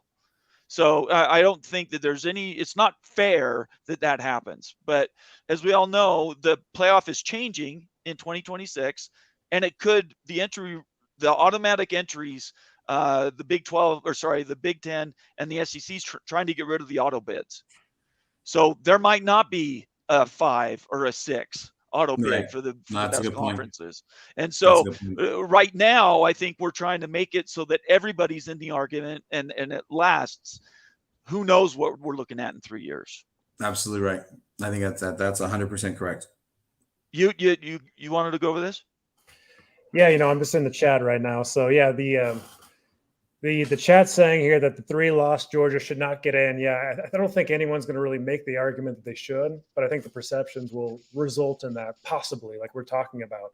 So it's a risk and stuff. And I think that if you're the Georgia, not playing a Utah and out of conference and stuff could be beneficial. And that's what we're talking about here. We'll have to see how it plays out, but it's something to consider. And yeah, it could be something that's going on here. So come on, Ohio State, play us. Come on, Georgia. Come on, play us. The fact that you got, I think it depends, and in this scenario, the Utah is not the champion; they've lost. Yeah, so that's what he said. They're the second place team. But again, if you're going there and they're losing to a no-loss Alabama team, they're losing to a 1-loss Auburn team on the road, and they're losing to a 2-loss pick somebody else on the road. You might or maybe they lose to Alabama twice. And Alabama's undefeated, and the other team is a 1-loss Auburn team on the road. And those are Georgia's 3 losses. I think the argument becomes pretty – I think it's there. I kind of agree that they shouldn't. It's like beat Alabama. You already were in the playoff. If you had the chance to win the playoff, beat Alabama. I agree with that. You make it to the championship game, and you've only got 1 or 2 losses. Yeah, I think there's an argument to be made there. It also depends what happened in the rest of the country. Completely. Right? If you in the Big 12, you have an Excelsior, TCU, and then I'll just talk about BYU. BYU came in and made it to the championship game with 2 losses. I think you can make an argument that a team like that, if the strength of schedule holds out, is better than the 3rd team in the Big 10. SEC is an island to itself, in my opinion. I think the Big 10 is 3 teams, and then there's everybody else. They're top heavy. The SEC is so deep. You could go 7, 8 teams in some years, and an Ole Miss team might lose 4 games, but beat Alabama and beat Georgia. That's how crazy the SEC is. Completely. Everybody else is paper thin, in my opinion. The only reason the Big Ten's getting the credit that it is because Kevin Warren went out and got him the best deal ever in the history of collegiate athletics. It's even better than most professional leagues. Yeah. Right. And if he went to negotiate that deal today, who believes he gets that contract? Right. I don't think any one of us. So it was a unique time. I have no basis for knowing other than what happened. You know, Right. like That's where fair. it should be. Mark Hey, Rugler, shout out to the whole community here, Holy Rivals community. We had 100 people in here just a second ago. Thank you all for joining today and listening in. We want to get some phone calls for folks coming in, hopefully too, in a bit here. But just shout out to you all. Thanks for jumping in. thanks, you. He helps me. If you can't tell, Paul, he helps me keep focused. Yeah, I'm learning the ropes as we go here. There you go. It's great. It's a great show. So we'll do one more question from Mark here, and then I do want to open it up for calls. I'll post the link. You guys can click on that with your phone or your computer. Please join us. I'm not sure how long you can go, Paul. We don't want to keep you longer than you can be here. We're good. Let's keep going. We're sort of open-ended on our schedules around Fair here. enough. Mark says, serious question. Odds Washington, Oregon in the pack in 5 years seems 90% likely. The answer is no. What will be left of the pack? I think they're gone in 3 years. I think that they're in 5 years, but they're gone in 6. I think there's going to be a 5-year contract here, and then after. Go ahead, Paul. No, I mean, you know, my wife would probably be married to somebody else if she had a better option. And we're 15 years deep, man. Right. So I just, anybody who wants to say like they would be gone now if they got a shot. Yeah. Going back to Ute's point, as would Oklahoma State, as would name the team, you know, if BYU, whoever, everybody would be gone. What did you say to BYU? I didn't they hear would you. leave. They would go to that SEC and be that. Hell's yes. Yeah, absolutely. I mean, it's not even hard. It's not even a consideration. So and anybody I think who goes and says, and to that question though, I think there's a little bit of an experiment going on. If USC and UCLA turn into Nebraska, yes, and they're just a middling team, and they're sending off all their Olympic sports, and they're forcing them to travel across the country, paying $10 million extra every year to just be a middle team because it's hard to travel and do those things. I don't know that it might change Oregon's perception and Washington perception, and it might change the perception of the people paying the bills, because I'm not sure that the Big Ten is going and saying they made all of their money because of how good Nebraska is. Now, those of us who are older, we understand how unbelievably good Nebraska used to be. Yes, they were the program, and you know, their rivalries as a kid with Oklahoma were just unbelievable. Yes, and so I think if UCLA and USC are not successful in the Big Ten, it doesn't get them to that next level, and they're just chasing checks to be a mediocre team in those conferences. I think that might change what people are willing to pay for, because it's an unknown right now. Because I think they're expecting, you know, sold out Rose Bowl, Ohio State, USC, the sports world is on top of it, and we're going to pay premium dollar to get the Rose Bowl repeated 4 or 5 times in a year. Right. And if that doesn't transpire, then maybe the people who are saying Oregon could provide that same thing and you could build all that stuff, it just takes a different road. I have heard that posited on Twitter, and I think anything's possible. I don't think there's a reason why you'd necessarily be tied like we've assumed athletic conferences have been up to now, the history of athletic conferences.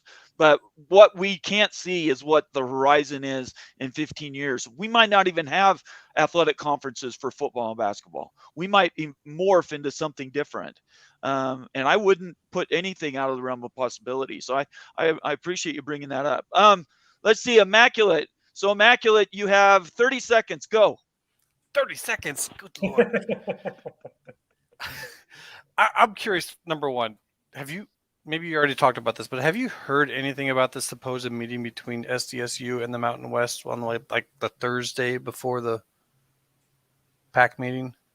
They met on Monday. Or Monday. Was it Monday? Yeah, they met on Monday. They were going to negotiate what they were going to do with SDSU coming back and all that stuff. Yeah, I don't know if we ever got an answer out of that, but I thought there was no answer. That's just it. You didn't hear anything.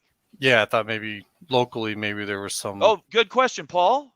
Yeah. So the Monday meeting, San Diego State was not a part of. That was kind of part of they got put in purgatory for a month and they couldn't be involved in those meetings. And then Tuesday it came out what the resolution was, which was that San Diego State is back in the conference and that they were having to pay legal fees and also that they wouldn't use the original letter and the response from the conference as proof that they had exited the conference on June 13th or whatever. Excellent. All right. Bomber, you are witness that when we get back on Greg's show that Immaculate was right. All right. Anyways. Hey, I'm up for that. That's actually what I thought. I thought that they were going Okay. to take a little bit of, shall we say, pay a little bit in order to get back. It wasn't going to get him for free. Right. Some folks right. thought that they were just going to get let back in. And I was like, nah. No, it was legal fees. There Yeah. was some stuff. But if we're going by what Paul's saying, which is an intriguing idea, the whole thing was the machinations of the deep state programming.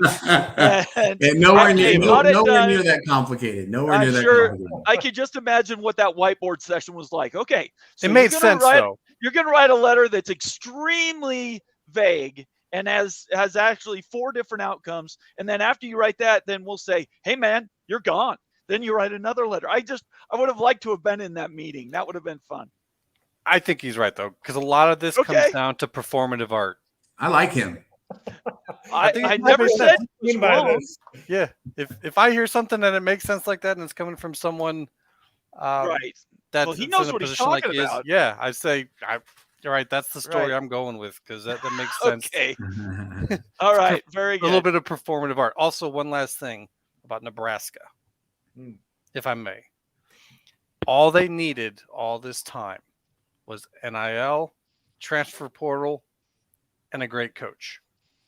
Hey, they've got it all right now, so watch out for Nebraska. Okay. All right. I guess we'll find out, won't we? That's They're in the worst division in all of top tier football. hey. So Hey, if I they have a can't hard beat time believing Iowa, Nebraska's had the Yes, I'm an deck Iowa stacked fan. against them. What's that? no, it was The mismanaged. deck has always been in Nebraska's favor. Yeah. No, I I have a tough time believing that they needed to get to a place where they could finally be successful again. Right. They were so good. Tom Osborne, oh my gosh. I still love the Wishbone.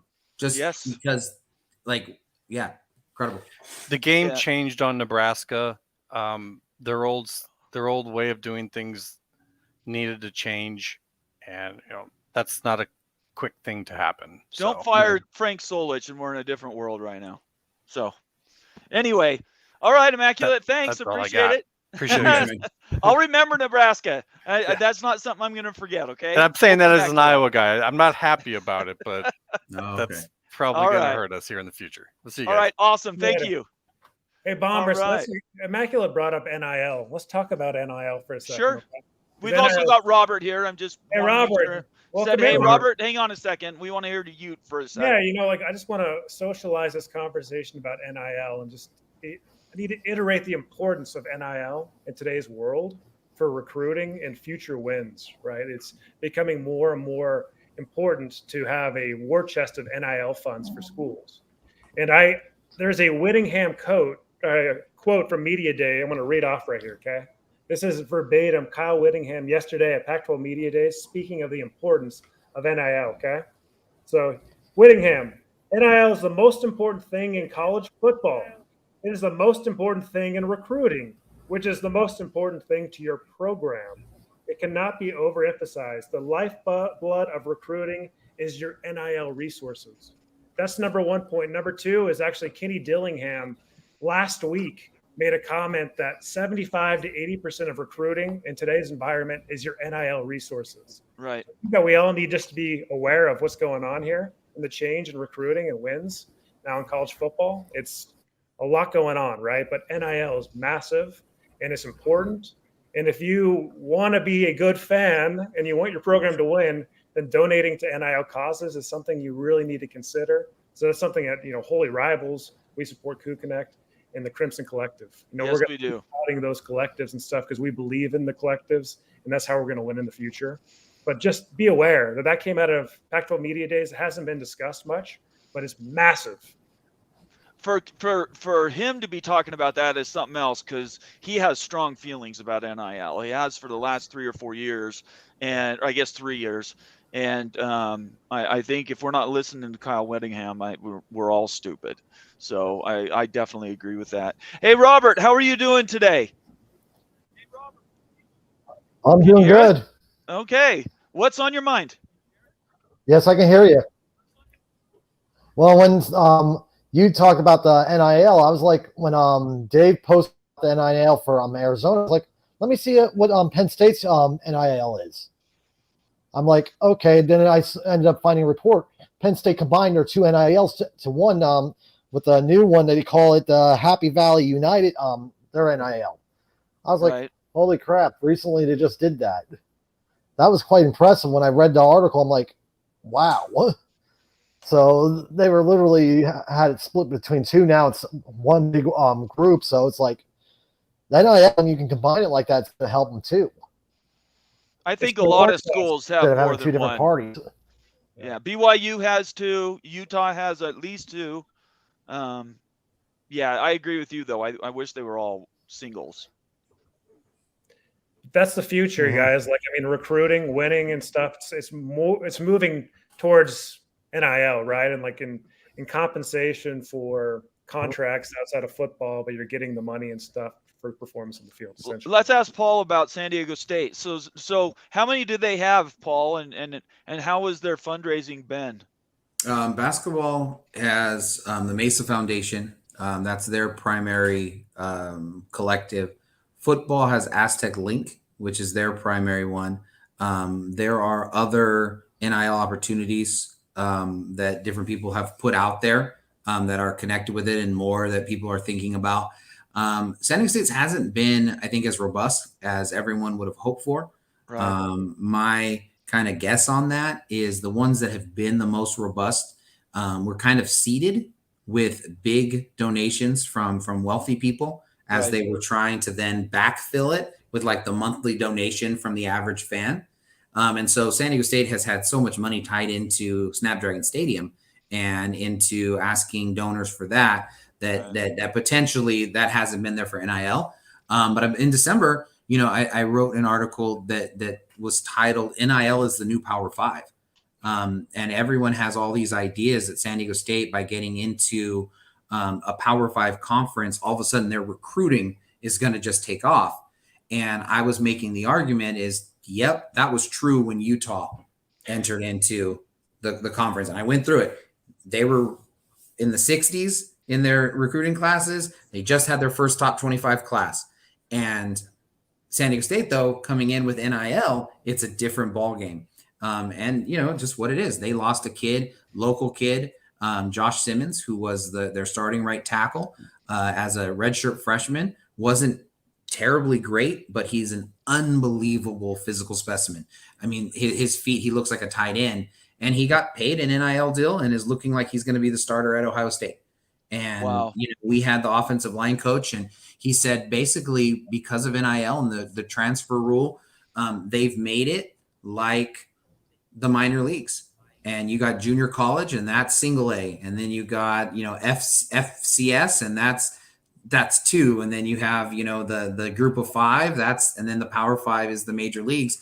And that is exactly where it's at. And you get a school like SMU that is not in the Power 5, but they have wealthy donors who have them have a very robust collective. And I think they're going to be able to out recruit schools that are in the Power 5 who don't. Syracuse had a guy who was there for 4 years and he left, even though he was a double guy, NBA guy, the whole thing, because West Virginia could pay him NIL.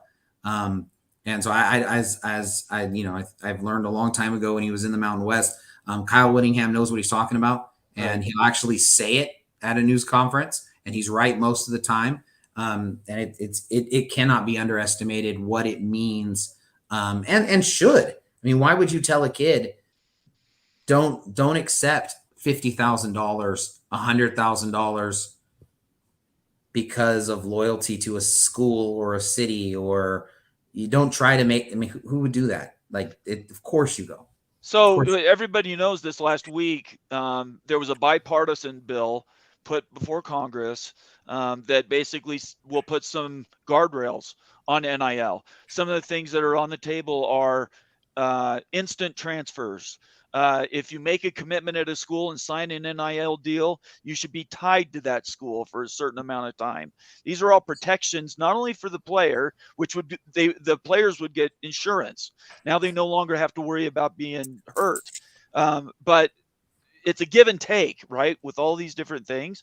And I totally agree with the fact that what you said is that NIL is the new recruiting wing. The question is, does that mean that there's only going to be 15 or 20 relevant programs in 10 years that are getting all that money? Because the middle of the road programs, the ones that are state universities that aren't in the SEC, they're going to be really hurting in money. So how do you control that? You can't.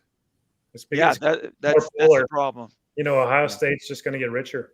The prestige, everything else it offers, and plus a huge war chest of money to pay players, through NIL deals. It's just going to go that way. It's unfortunate unless we move to a different system. But under this current system, that's how it's moving. I think regulation is going to be a good thing. Yeah, we'll see what it turns out to be. But to answer your question, I think I think San Diego State actually gave a pretty good answer to that in their basketball run. Right. Obviously they were there. I was in Houston covering, the Final Four, and right. They were there, with the University of Miami that paid for its team to be able to be there.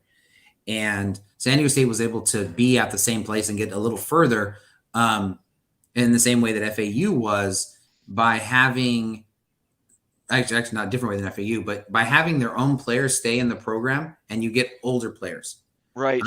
A great line that should be a T-shirt that came from the same conversation with Mike Goff, SDSUs offensive line coach, was that the best NIL is the NFL.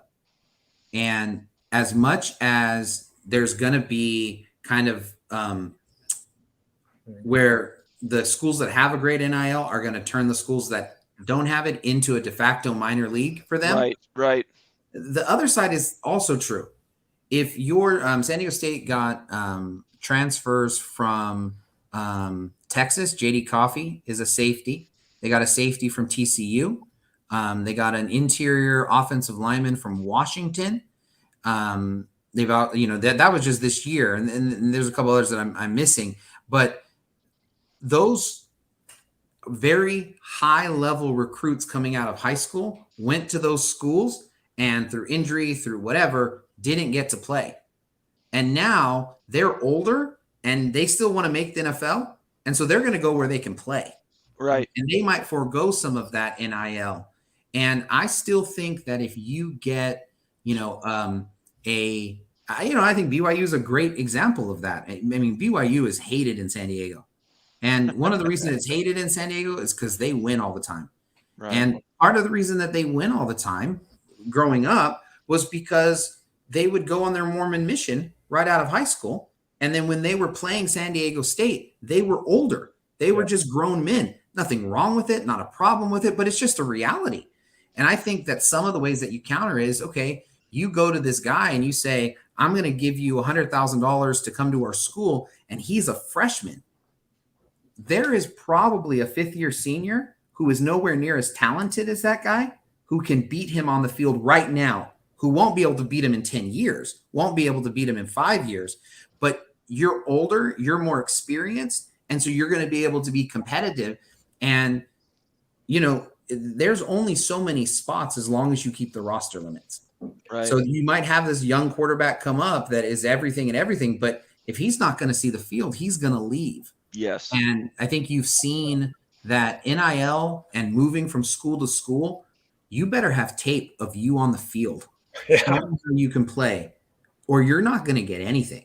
And I think regulation around that, Paul, the limiting to jumping instantly, the reason teams get good, at least in the past, has been you keep your sophomores around, you keep your juniors around, Right. you keep your freshmen around. Right. And that's one of Kyle Whittingham's biggest complaints is, here, I'm developed this kid for 18 months and now I'm going to lose him because somebody else can write him a bigger check. Right. And Player retention. there needs to be control. Yeah, there needs to be controls around that. That's the concern too, Paul. Like from what you said, I agree with it and everything, but just to retain your roster, like your good players, like your experienced players and stuff. I mean, other schools are coming after them with NIL contracts and they can transfer over. So it's a concern across the board with your existing roster and with new recruits. And so and I would say, and again, it's really fascinating to see how things are going to develop. But again, we're not talking about, if we're talking about hundreds of thousands of dollars, right? I don't think everybody's getting that. Right. I've definitely talked to people. Lamont Butler, as an example, San Diego State hit the game-winning shot against FAU, sent them to the championship game. And, they said that he got, his dad said that he got $1 million offer. Well, that's not $1 million up front. Right. Yeah. The deals are very much performance driven. Right. And in talking with his dad, he said, it takes the fun out of it if it's all about A, B, and C, and he wants to go to the NBA. Yeah. And so if you go and you take all this pressure on you for the quick paycheck, which $1 million, you might still say, maybe you should have done it, that prevents you from getting into the NBA. Because once you're out, it's really hard to get in. Once you miss your opportunity, it's very hard to come back. And I think that if you go and you say, here's $50,000, you might have a guy who's a redshirt sophomore say, it's okay for me to stay at Utah. But if you play somebody who's a redshirt freshman, I think it's a lot harder of a commitment because he hasn't been there as long and things like that. So I think it's a development. And I think the more time they're on campus, the harder that sell is. Right. Yeah, I agree with that. Hey, Robert, you stuck with us for a little bit here. What is on your mind today that you want to talk with us about before we let you go? What's something that's burning a hole in your head? Well, pretty much everybody mentioning about with Oregon and Washington ordeal. Truthfully, Washington, yes, I can see them going to the Big Ten, but Oregon, no. Even with what you showed in a lot of his information about Oregon, I'm like, it's just showing more and more of a hard sell for the Big Ten to even take Oregon. Because I've always said you have to balance out the good with risk over reward. Right. And Oregon's just showing more risk for the Big Ten to take on, while Oregon would get a big reward out of it, while the Big Ten doesn't have no reward. Right. And everything with when you're doing deals like that is the risk reward system. Same thing with the PAC media deal. Where's the risk and reward there? It has to be balanced out and everything.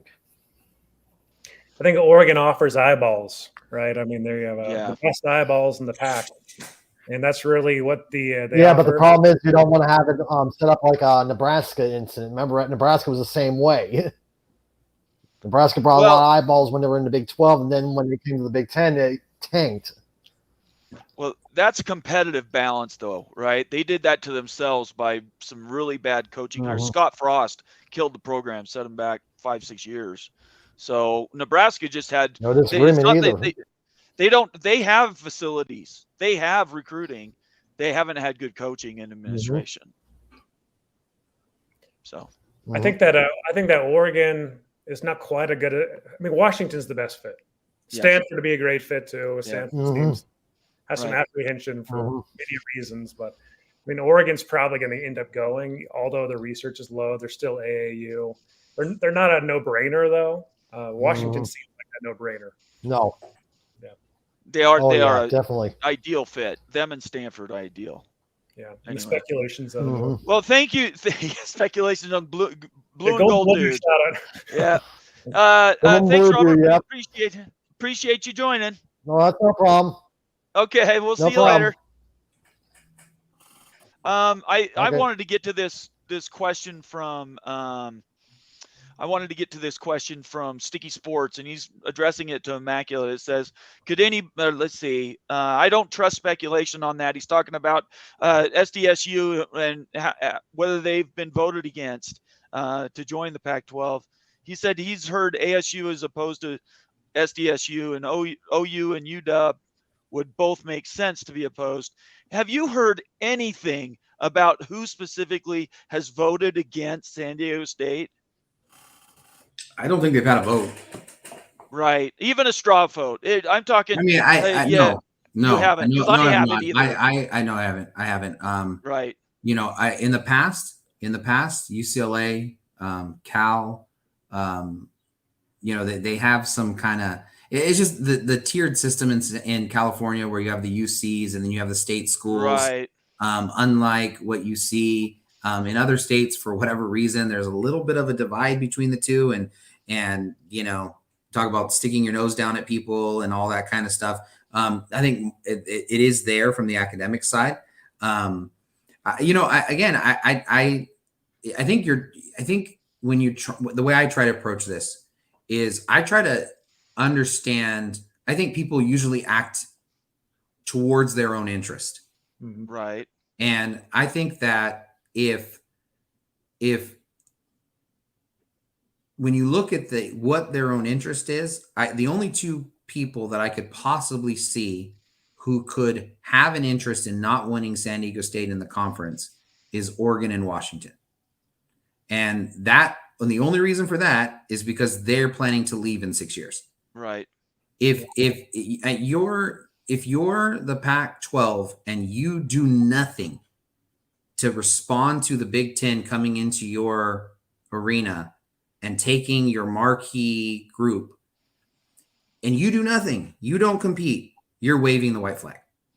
And the flip side of it is, if you go and San Diego State is in the playoff before UCLA, or they're sniffing around the playoff before UCLA is, you get to go and you get to do a victory lap and say, see, it was us.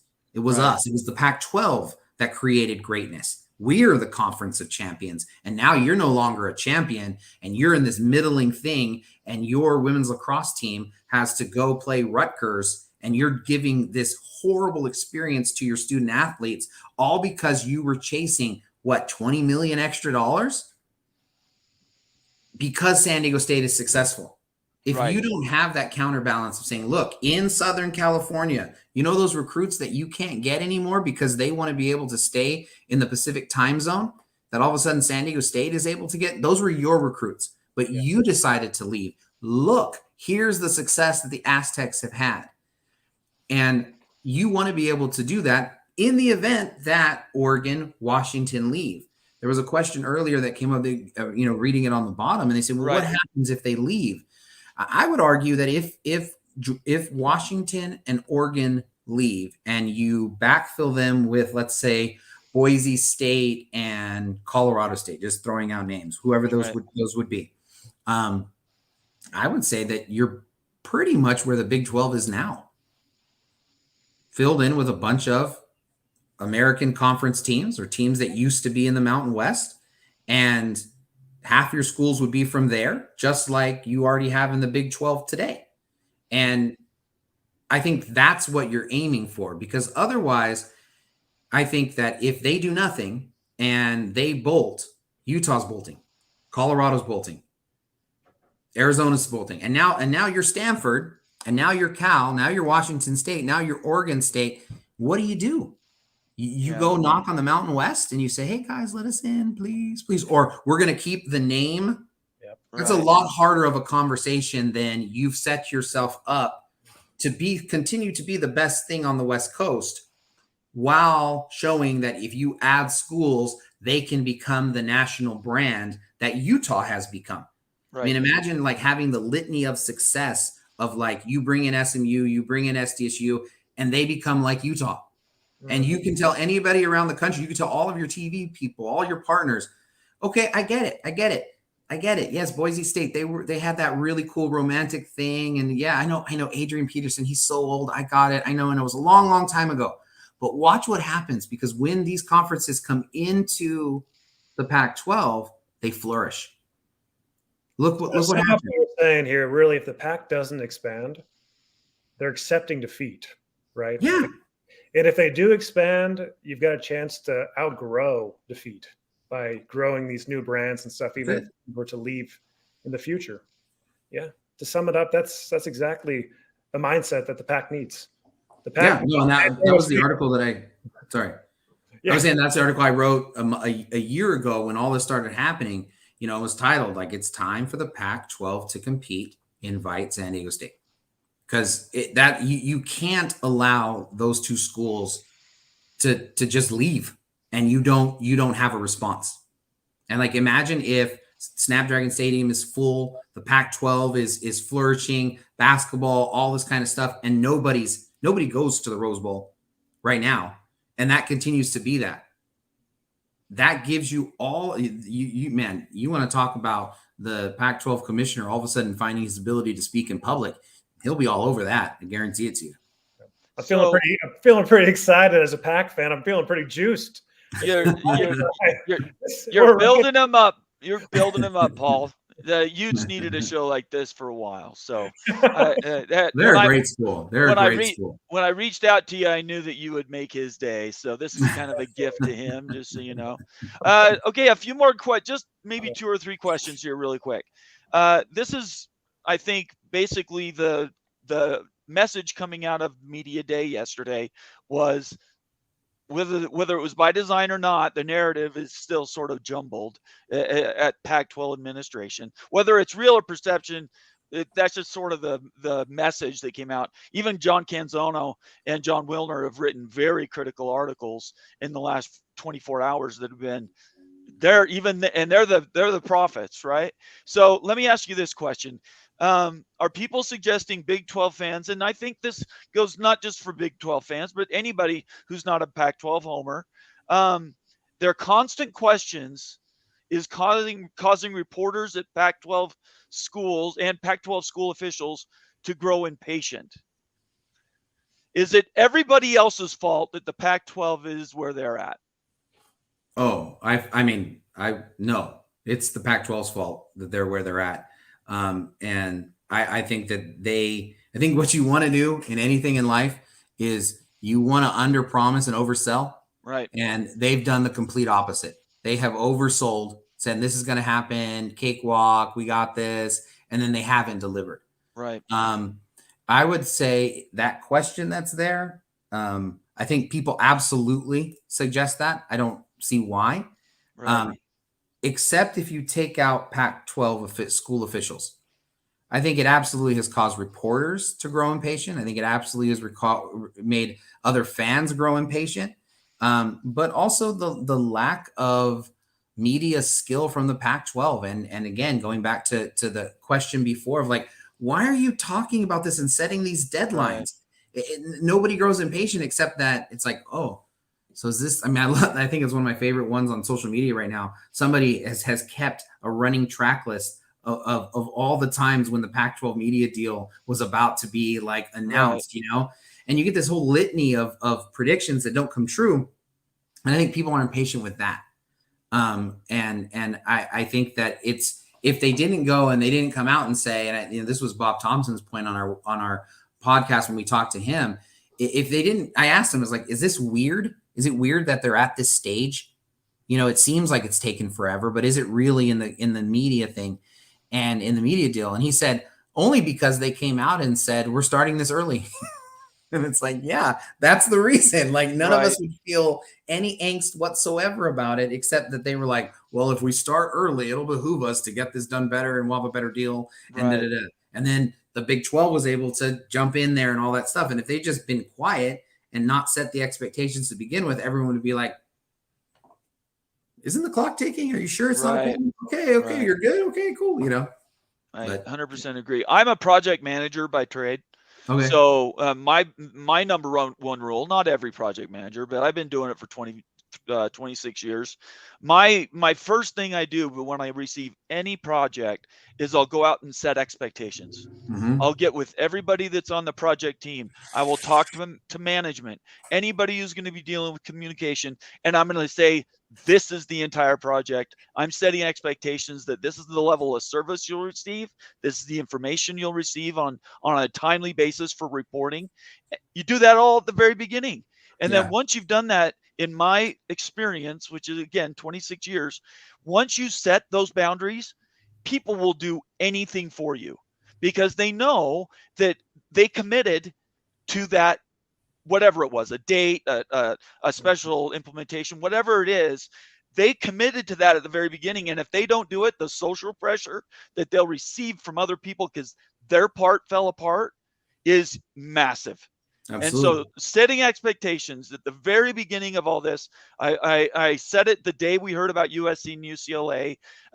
My wife is the only one that can attest to that, by the way. But I said, they better go out and set expectations about how long this is going to take, because I'm 53 years old next month, and I can tell you right now, I didn't know how long a media deal takes. I hadn't had the education for Bob Thompson. 100%. None of us did, right? Right. We've all sort of been in this 101 to 401 level expansion, grant of rights, media deals. I mean, all these things, none of us know about any of this stuff. So I couldn't echo that anymore. When there's so much uncertainty, though. There's so No, much. I disagree, though. The media environment's changed and everything. It's really hard to do that when you just can't plan on a deadline date. Really. How do you do that, then, Bomber? Like, seriously, I'm telling you what you do is you go out and say the expectation is you're not going to hear from us until it's done. Well, that's basically kind of what George K has done. He hasn't spoke. Right? No. What they've done is exactly what we just described. This long litany of, it's 2 weeks. Oh, I just saw the deal, and I promise it's the best thing you've ever seen. Those are all shots in the foot. You guys are killing yourselves as a conference. This is not anything Big 12. Anybody else came along and said, you're failing because of what I said. They did it to themselves. They put themselves in this box by setting unreal expectations. Do you think that if the Big 12 pressure wasn't there, that they'd be setting those deadlines and timelines? I contend there would be no I contend there would be no pressure outside of just third parties chirping if they didn't come out and basically maybe give one report in this whole time, sometime in January, saying, yeah, we think we're going to get it done. Things are maybe going to be there, but we don't know when it's going to be done, and don't look for any more reporting from us. I'm telling you, at the very beginning, they screwed this up. I don't disagree. I mean, it's been bad. It's been really bad from CU in Arizona. Just shut your mouth, please. What do you guys think about this Nick Flynn question, which I think is really key because it's also come up as a point? This is really this question here. So I'll read the entire question, and then I want to hear from you guys. So, interesting thing about the article in SI about, I think we're talking about college football playoff inclusion. They note that one reason for not expanding is because they have fewer schools to compete for in the Pac-12 for a spot. And maybe that's why CU hasn't left. I'll just give you my quote. I think this is crap. If this is the reason they haven't expanded, I think it's a huge misfire. What do you guys think about it? Yeah, I think it's crap too. Seriously, like what do you expect? So maybe the champion gets into the playoff. Do you think you're going to get any at-large berths if you've got 10 teams? And right. Like a mediocre conference, you won't. Going back to the SEC conversation with the 3-loss Georgia versus a 2-loss or 1-loss Utah. I mean, that's the risk you're taking there. So you're basically banking on one spot all the time. Right. I still think that's a good play. Paul, what do you think? Yeah, again, it goes back to waving the white flag. You're the SEC, you're Georgia, and you're Alabama. You got your ticket to everything. They own this sport. Ohio State, they own this sport. And they weren't afraid to bring in USC in the Big Ten. They weren't afraid to bring in Texas and Oklahoma. I mean, seriously, how many games over the playoff did we see where, Charmin Soft Oklahoma goes up against one of those SEC schools and just gets pummeled? Yeah. Right. And they just gave them the recruiting ammo to take that away from them. Right. They just allowed Oklahoma the opportunity to be there fully. And if you're afraid of adding San Diego State, Right. I mean, that's small potatoes compared to and your goal is to get to the SEC. It just does not compute. Like, we're scared of San Diego State and the giant that they're going to become. Maybe as our way of then we want to leverage that and become the bottom feeder of the SEC, Right. then, because you're not competing there. right. And yeah, I think San Diego State can become great, absolutely. But I mean, what? I mean, expectations of that. I mean, if they become like what Utah is now, it's a raging success. Right. And no offense to Utah, they're not Georgia yet. Right. And so it's like, I mean, you know what I'm saying? Like, this is not, we're not talking about going and being like, well, we're not going to be able to get into the playoff because we're adding Alabama. Like, what are you afraid of? That you can't, that can't possibly be true. And again, if it is from a monetary perspective, and you're saying we have less mouths to feed, I think that only makes sense if you know that you're leaving in 6 years. Right. Short of that, you're getting a short-term bump for a long-term getting $10 million because you're the Mountain West 2.0.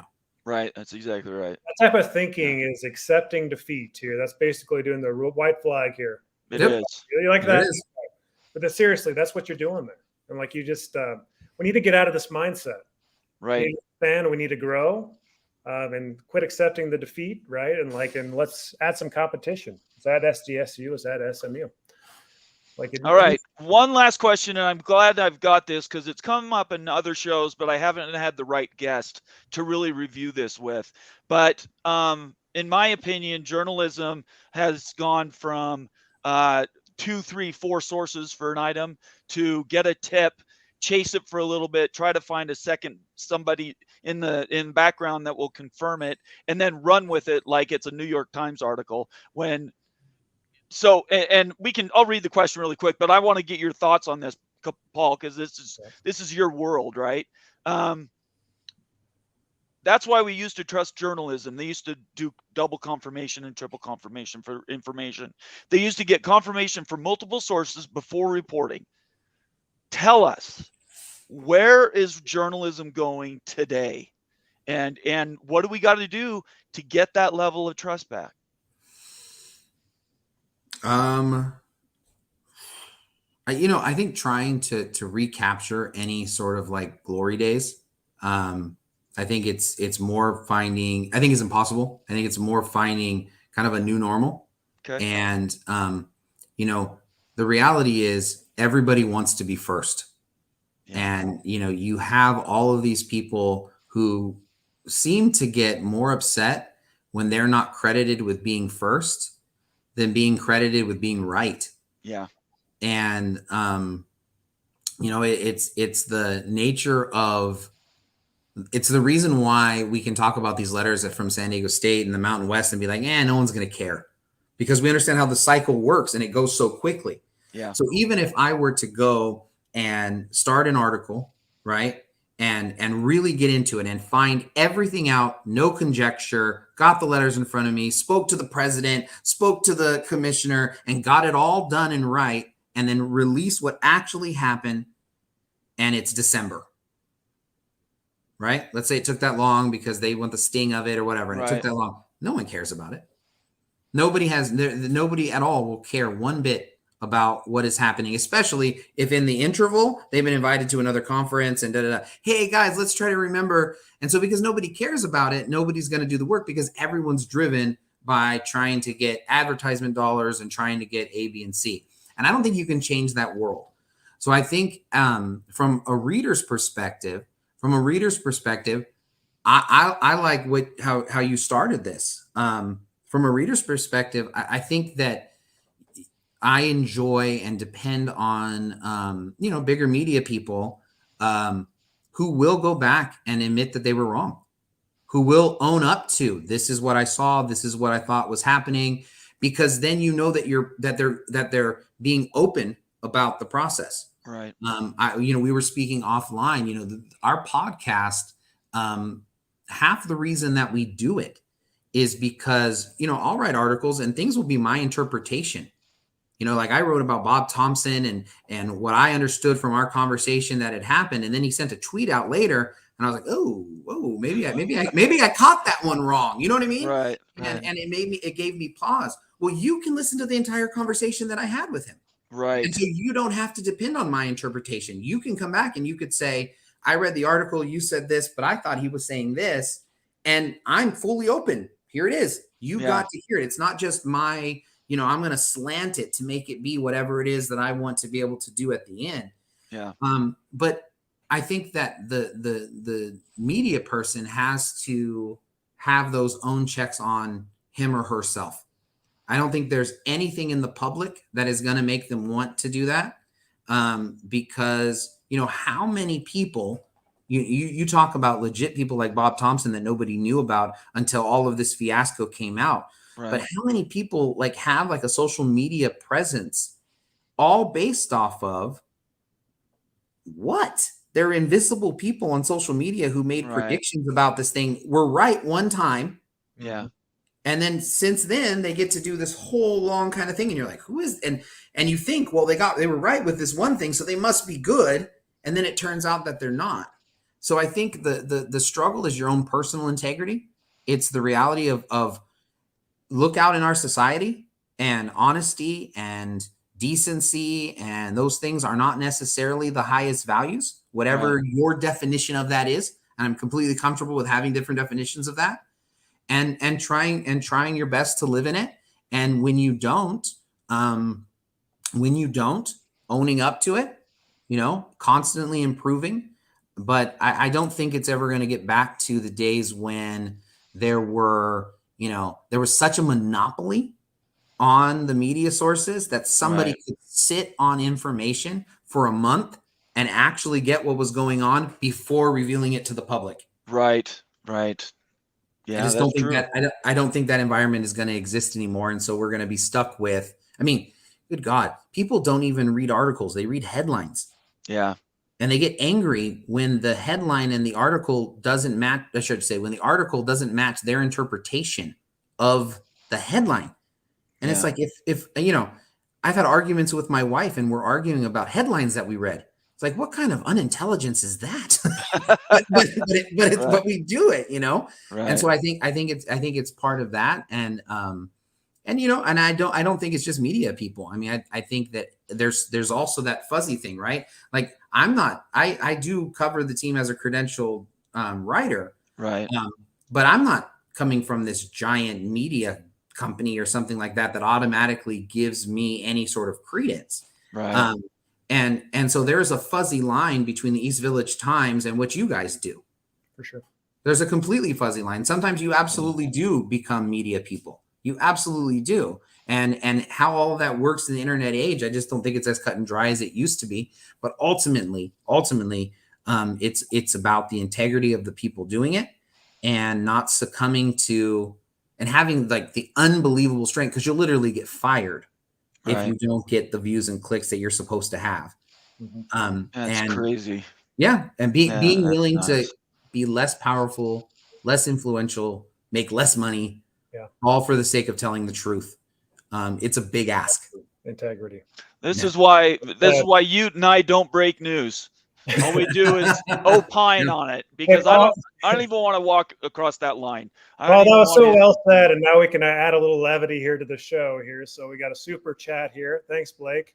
Quit playing with your dinghy, Wild Ute. What do you got in your hand? I've been listening to you and stuff. So I didn't catch that. What do you have in your hand? I'm just playing with my pen. But, okay. Hey, you know what? Hey, you got to have a little humor and levity. Boy, Blake, thanks so much for your super chat. We really appreciate it. We appreciate everybody being here. Paul, you have been an amazing guest. I hope you'll want to come back and spend some time with us again. I know I'd like to meet your partner as well. Yeah. So next time we'll have to set up a time when we can have him on the show. And absolutely. We're also we're sort of bifurcating now, where the show grew from one show that I had, then another show that I had, that now we're actually going to start putting them in different channels. So the Big 12 Mafia is still going to represent BYU in the Big 12, but we're not going to talk so much about the Holy War and Utah and BYU. That's a different channel that we're going to segment off. So there might be a time where we want you on one show or another. So I really hope that we've been inviting and we've made you welcome, and it matters a lot to us, the two of us, that you have fun, and I really appreciate the time. No, absolutely. And Andre Hagverdian is the my partner in crime. We just got done talking to Kurt Maddox, the defense coordinator, and we were very clear. I'm his backup. I'm Andre's backup. So, you want to get the starter in here as soon as you can. And it's absolutely been very fun, very inviting. And I appreciate your flexibility in letting me do this on a Saturday when, maybe the views and things like that may not have been at their peak, because this is when I was able to do it. And you promised it'd be fun, and it absolutely has been. Look at that. I fulfill my promises, setting expectations. That's all I'm trying to do. There it is. Ute, is there anything you want to say before we sort of sign off? Really good discussion. Listen to Paul's words here. I mean, really some insightful stuff to consider. And as always, go Utes. Hey, Paul, stick around for a second. After we close it out, I want to close out with you, okay? We'll be offline. All right, everybody. Thanks for being here. Appreciate it. Thanks for all the subscribers. Love seeing the green on the chat. The special, I think we only had one super chat. Blake, I appreciate that very much. And everybody else, please subscribe. Give us a thumbs up. Leave a comment in the comment section so we can kind of circle back on any show ideas you may have. And if you really like us, please think about subscribing. You're there. It's small amounts of money, but it helps us keep the lights on. So I appreciate it, everybody. Everybody have a great night, and peace out.